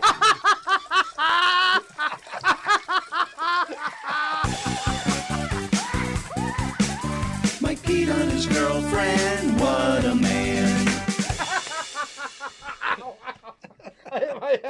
What are you I got him snorting. So she was pissed. I'm like, listen, it was an old... Mike and the pee dog. So she's like, I'm like, listen, it was Pee, pee, pee, pee, pee, pee. Good afternoon, urinators. So I'm like, listen, it's an old episode. No one's going to remember it anymore. Then she takes my phone. We're in Hong Kong. And I'm like, she's like, oh, Carl's so funny. And then she reads the comments. And then she realizes people go back. Right. And a lot of people listen. And she gets these random people requesting to be friends with her on Twitter. And she's like, I'm not going to be friends with these fucking people. They know we pee on each other. So it's a huge thing now, yeah. And the raincoat thing, it's that you just made worse. Yeah, well, I know. You want to bring my umbrella home tonight? I'm not going anywhere with that umbrella. You turn that thing around, that's a pee kiddie pool in mine. A little pee carousel. You spin that, you could put pee all over the fucking house. I thought it was fucking funny. That's really funny. I thought it was funny. Listen, yeah, we should wrap up just because this podcast is getting long. On the next podcast, it's going to be Damien Eccles from the West Memphis 3. Wow. Did you see those documentaries on HBO? I didn't, but I can make believe I did. Wow. Can I talk like Vic Henley? I highly recommend you rewatch the documentaries I did to refresh myself on the case and stuff, and I can't wait to talk to Damien Eccles. You know the story, right? Nope. 3 8-year-olds murdered in West Memphis, Arkansas, and then they dragged Damien Eccles into this, saying he did it because they were watching him a year before that. And he all he was guilty of was being a weirdo goth kid. That was it. He would listen to Metallica, Megadeth, Is that goth? Slayer, and U2 was thrown in there. Oof. And he Maybe he did do it. U2. And then he had some. Mike, give him the once over. Oh, that's why I got the death penalty. Now it makes sense. When the streets have no name. So, wrongly convicted. I mean, railroaded. Robert knows because you donated to the fund, didn't you? I did. I heard about it through the 10 Club, which is Pearl Jam's club. Yeah. Right. Eddie Vedder gets on his side, and then Johnny Depp gets on his side, and then Peter Jackson, the big film director, I think he donated like $10 million toward the case because they needed real people and real experts that understood DNA and all this shit to get these guys out of jail. But Damien Eccles was looking at lethal injection, man. He was in jail for 18 years for something he didn't do. Did they pay him? They pay a bunch of money, right? Oh, no. Listen to the episode. What an imbecile. No one knows we did the episode yet. Joey, take that part out. No. No way. No way. No way, Joey. Joey, listen to me. I'm going to speak to you in Joey language. Leave that in. Fair enough. I was doing a great job making believe I haven't talked to Damien Eccles yet, and then this idiot. You know, you should have Vic Henley on it. He's a fine-looking woman. Oh, my God. This is perfect. You know what? This is what people should hear, man. Of course. You know that we suck at this. Well, I mean, Oh, you're good, Opie. It was a great conversation. No, he can't. He can't. This is known, but he can't sue anybody because they had to admit guilt to get out of jail. So imagine this: you got 3 guys, right? Oh, they tell the truth back in 1993, 1994 was the case, I guess. Yeah. They tell the truth. We have nothing to do with this fucking thing. They didn't really have any evidence whatsoever except for a confession from the slow one, Jesse. Jesse Miss Kelly. No, he is officially slow. He's one of those guys that's, are you allowed to use the word retarded? It's these like, days? let's use it like another word. Like he's like Roland Camposi. But he's, there's some that you could tell, and there's others you can't by looking at him. I'm sure we could say that at least. So he was a bit slow, and he confessed and said that he did it with these other 2 guys, Jason Baldwin and Damian Eccles, who I'm going to talk to on the next podcast. And the confession was ridiculous, and then he confessed 4 or 5 other times with completely different stories. You know all this, right, Yeah. Robert? Yep. So all these, and that's all they had on these kids, really, except for the fact that Damian Eccles was a little weird, and he was, And he liked you and he too. was gothy and all Yeah. that. Anyway, so they tell the truth. They get life sentences, and Damian Eccles gets the death penalty. Fast forward with all the pressure on the case and stuff, and they were heading toward a retrial, and they knew they were going to get their asses kicked because the DNA proved they had nothing to do with this crime and that maybe somebody else did. They can't pin them on the crime scene or the victims, okay? So there's something called the Alford plea. And basically what the Alford plea is like, now you have to lie and go, I am here to say I am innocent, but I am pleading guilty.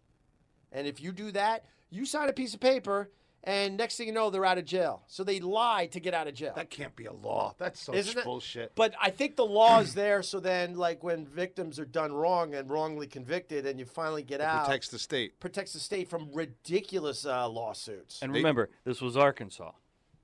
Yeah. Right. And the one kid said, fuck that. I'm innocent. I don't want to admit even to this weird Alford plea where you say you're innocent but you're guilty. It's completely bizarre. Read up on the Alford plea. It's ridiculous. That's but Jason Baldwin goes, I don't want to do this. I know I'm innocent, and now we're going to get this retrial. But the retrial could have taken years, and if they fucked up, which they did in the past, so there's no guarantee, that could mean the death of Damian Eccles. So they all sat down, and they talked Jason Baldwin into saying, look, I know you want to continue fighting this, but there is a chance if you fight and it goes wrong again, that this guy, Damian Eccles, will be put to death. So Jason Baldwin signed that piece of paper to save his old friend. Wow. And that's how they got out. One day, after 18 years, they're like, all right, we got a hearing. And they're like, fuck, another hearing. Because they went through these hearings off and on for 18 years. And this hearing, they leave their jail cells, basically. They never come back. And they never come back. They signed the Alford plea, and I think they had one more day. The next day they were released, just like that. After fighting this for 18 years, like, sign this piece of paper. You're gonna lie basically and say that you're guilty even though you're innocent, and then you're free. That's fucking, so how many times does this happen? Well, I mean the stats. I something like 2% of people in prison were wrongly. That's a lot of people. Well, that is estimated at 200,000 people are in jail for doing something they didn't do. So even if that number is half of that, that's still a lot. One is a lot. Yeah, but for the people out there that go, all right, so let's say it's 1%. That means still about 100,000 people are in prison for something they did not do. And that same percentage for people on death row, about 2% of the people on death row, they believe were wrongly convicted. And should not be in jail. I think the higher the crime, the higher the rate of being wrongly convicted, because the pressure's on the police and the prosecutors to get. So I think it's a lot of big crimes that people are in jail for. Yeah. That they didn't do anything because there's public pressure at the time to find a guilty verdict, right? I'm sure it's all political. Most of this stuff's political. Yeah. I mean, you had a judge in the West Memphis 3 case didn't want to hear shit.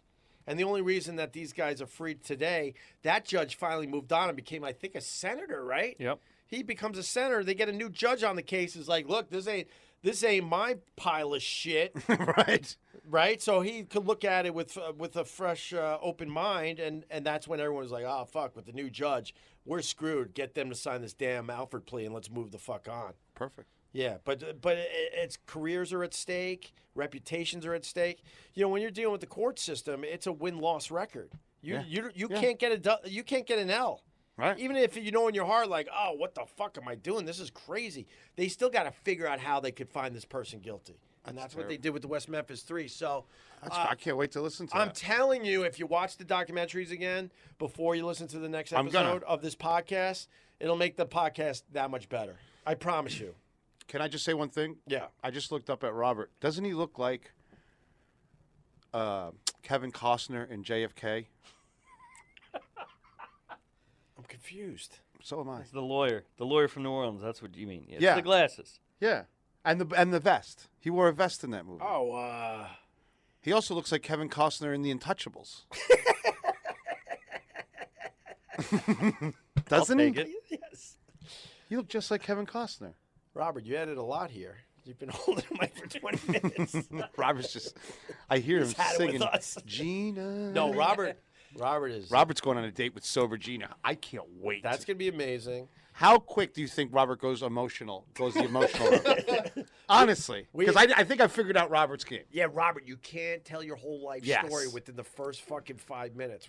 Me and Carl feel like you're going to just panic and just spill out everything. Robert, if you... And you're going to show her that you're an emotional wreck, and then she's going to eat you alive because that's what she likes doing, and it's going to be a whole thing. So this is how you break a wild horse. Okay. Right? First, you look at her dead in the eye. The minute you see her, even if she's 10 feet away, don't wait for the hug because she could feel weakness when you hug because you're going to be nervous. Say with me, Mike, you're an alpha. And you go, God, you look fucking hot. Right off the bat. Just break that wall. Okay? Don't be like, hey, was the train okay? Or, oh, my God, was it home with the traffic? Don't bait his shit. And then whatever she talks about that's important, gloss over it and stare at her body. Telling you. Yeah. And then don't you have a move where you stick your thumb in her mouth? A finger. Oh, you don't go thumb? I used to go thumb, but they bite that shit thumb a lot because you have to go sideways. The finger can get out quick if they get nervous or if they have a gag reflex. It's the weirdest move I've ever heard. Carl goes, what I do is within a few minutes, I stick a finger in her mouth. Like, what the fuck? It fucking works. Or it either works or it's a fucking problem at dinner. Well, that's a ballsy move is what I'm getting at. I knocked a lobster claw out of a girl's mouth once. I didn't even see she was chewing it. I took the thing and she spit it out when she had a gag reflex when I put my finger in her mouth. But I remember the first time it worked, I was at Del Frisco Steakhouse. Yeah. Up in Midtown. Sure.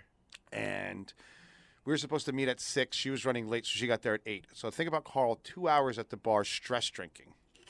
So she got there. I didn't even know my fucking name. She gets there. We're ordering the steak, and she's talking to me, and we're having a little shrimp cocktail appetizer. And I just slowly landed on the carrier. And I put my finger in her mouth, and she starts to suck it right off the bat. And I said, holy shit, Grandpa. You were fucking right. Wow. And after that, just... That's been your move. Yeah, I mean, not all the time. Sometimes I'm on normal dates. And I'm like, I'm not going to fucking give you Oh, so you're smart enough to know when to break out that move. Yeah. Like with Gina, I would go right away with finger to mouth. You would go finger. Yeah, you have to get an alpha. Robert. You have to get I'm writing this down. Don't write it down. No. Just memorize it. Robert. It's like school, like knowing the presidents. Drop that mic and go get your manicure.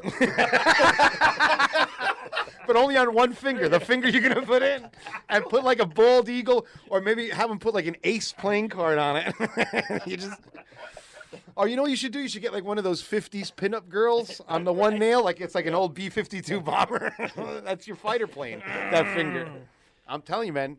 But just... And get some lavender sanitizer soap. Yeah. Something, right? Just to kind of freshen it up. Nah, you don't. That's a medicinal. I should have fucking quit at the fucking manicure line. The manicure was the All right, best. when we get out of here, man, because now the podcast is too long for these people. Okay. I always hear, that's what I hear. That's my favorite. That's actually what he hears. Like, people are typing stuff. That's perfect. And that's what you hear. Not from the listeners, by the way, of this fine podcast. They actually want us to do more podcasts, and they want them longer. Right. But my agents.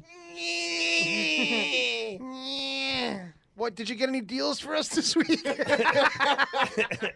This is what I hear. He's got a backwards agent. He literally gives 10% for someone to tell him congratulations. Oh, God. Basically, you're like, it's like fucking Scientology you got going on. You got to pay to go up the ranks with this fucking guy. Well, and I'm an asshole because I call him up. I go, so when are you going to call Westwood One and Tip Sabian? Oh, I'll call him tomorrow. I'm like, yeah, too late. I already made the deal. That's how I fucking said it to them. But anyway. That's what he sounds like, too. You know, the perfect length for a podcast is between 45 and 50 minutes. Good for you. Good for you. Get me some fucking money. Right. Good for you. Show me the money. We're doing it this way because I could do 45 minutes in my sleep. All right. That's boring to us. I'm going to have nice lunch with my little honey bear. All right. And then, thank you to Bill Burr, for real. That was just awesome. He was awesome, man. And F is for Families on Netflix. I think he said November, the end of the month, I guess, right? November 30th on Netflix. Great show. Yeah, I think so. Okay. Catch me at Rascals Comedy Club. I always wanted to say that. I don't know why. All right. Sounds good. Instagram, Sabor Chef. And everybody, please, let's put pressure to make Robert and Gina No, a it's reality. happening. Yeah. It's happening. Or he doesn't hang with us anymore. I'm in. Jesus. No, he'll do it. Sandlot bully Opie. It's for the show. I'll do He's it. a fat kid from Sandlot. Yeah. All right, Joey, now, finally, after this bonus segment, this bonus material, Joey, take it away. All right, guys. Oh, by the way, your version of Heartbreaker with that fucking harmonica. That was awesome. Holy shit. Joey's talented as fuck. Bravo, Joey. Bravo, Joey. Let's come to New York. Let's get some chickies. Thank you, guys. I appreciate the support. And my chickie days are over, Carl. I mean, at least until my wife kicks me out. By the way, special thanks to Mike Sappho for completely fucking up that episode. Listen to the episode. No one knows we did the episode yet. That's called a pre-tape in the business, Mike. Just so you know. Basically, you're supposed to act as if it didn't happen yet, but it's going to happen. I guess the equivalent of time travel for you. You must be really good at good cop, bad cop. But that's okay. You go off to Asia, pee on your girlfriend, and I'll be here working extra because of you. We're going to cut this one short. We'll get to follow backs next episode and a few more calls. But don't forget to give this one a 5-star review. A bunch of comments would be helpful at Apple Podcasts. And remember to take that survey. The link is on the episode description. You know the survey to help us match you up with sponsors. www.podsurvey.com. Go to OpieRadio.com for shirts, hats, all kinds of merch. And until next time, Joey Salvia for Westwood One Podcast Network's Opie Radio. Evie, my friend, let's get you on this episode with Bill Burr. Wrap it up.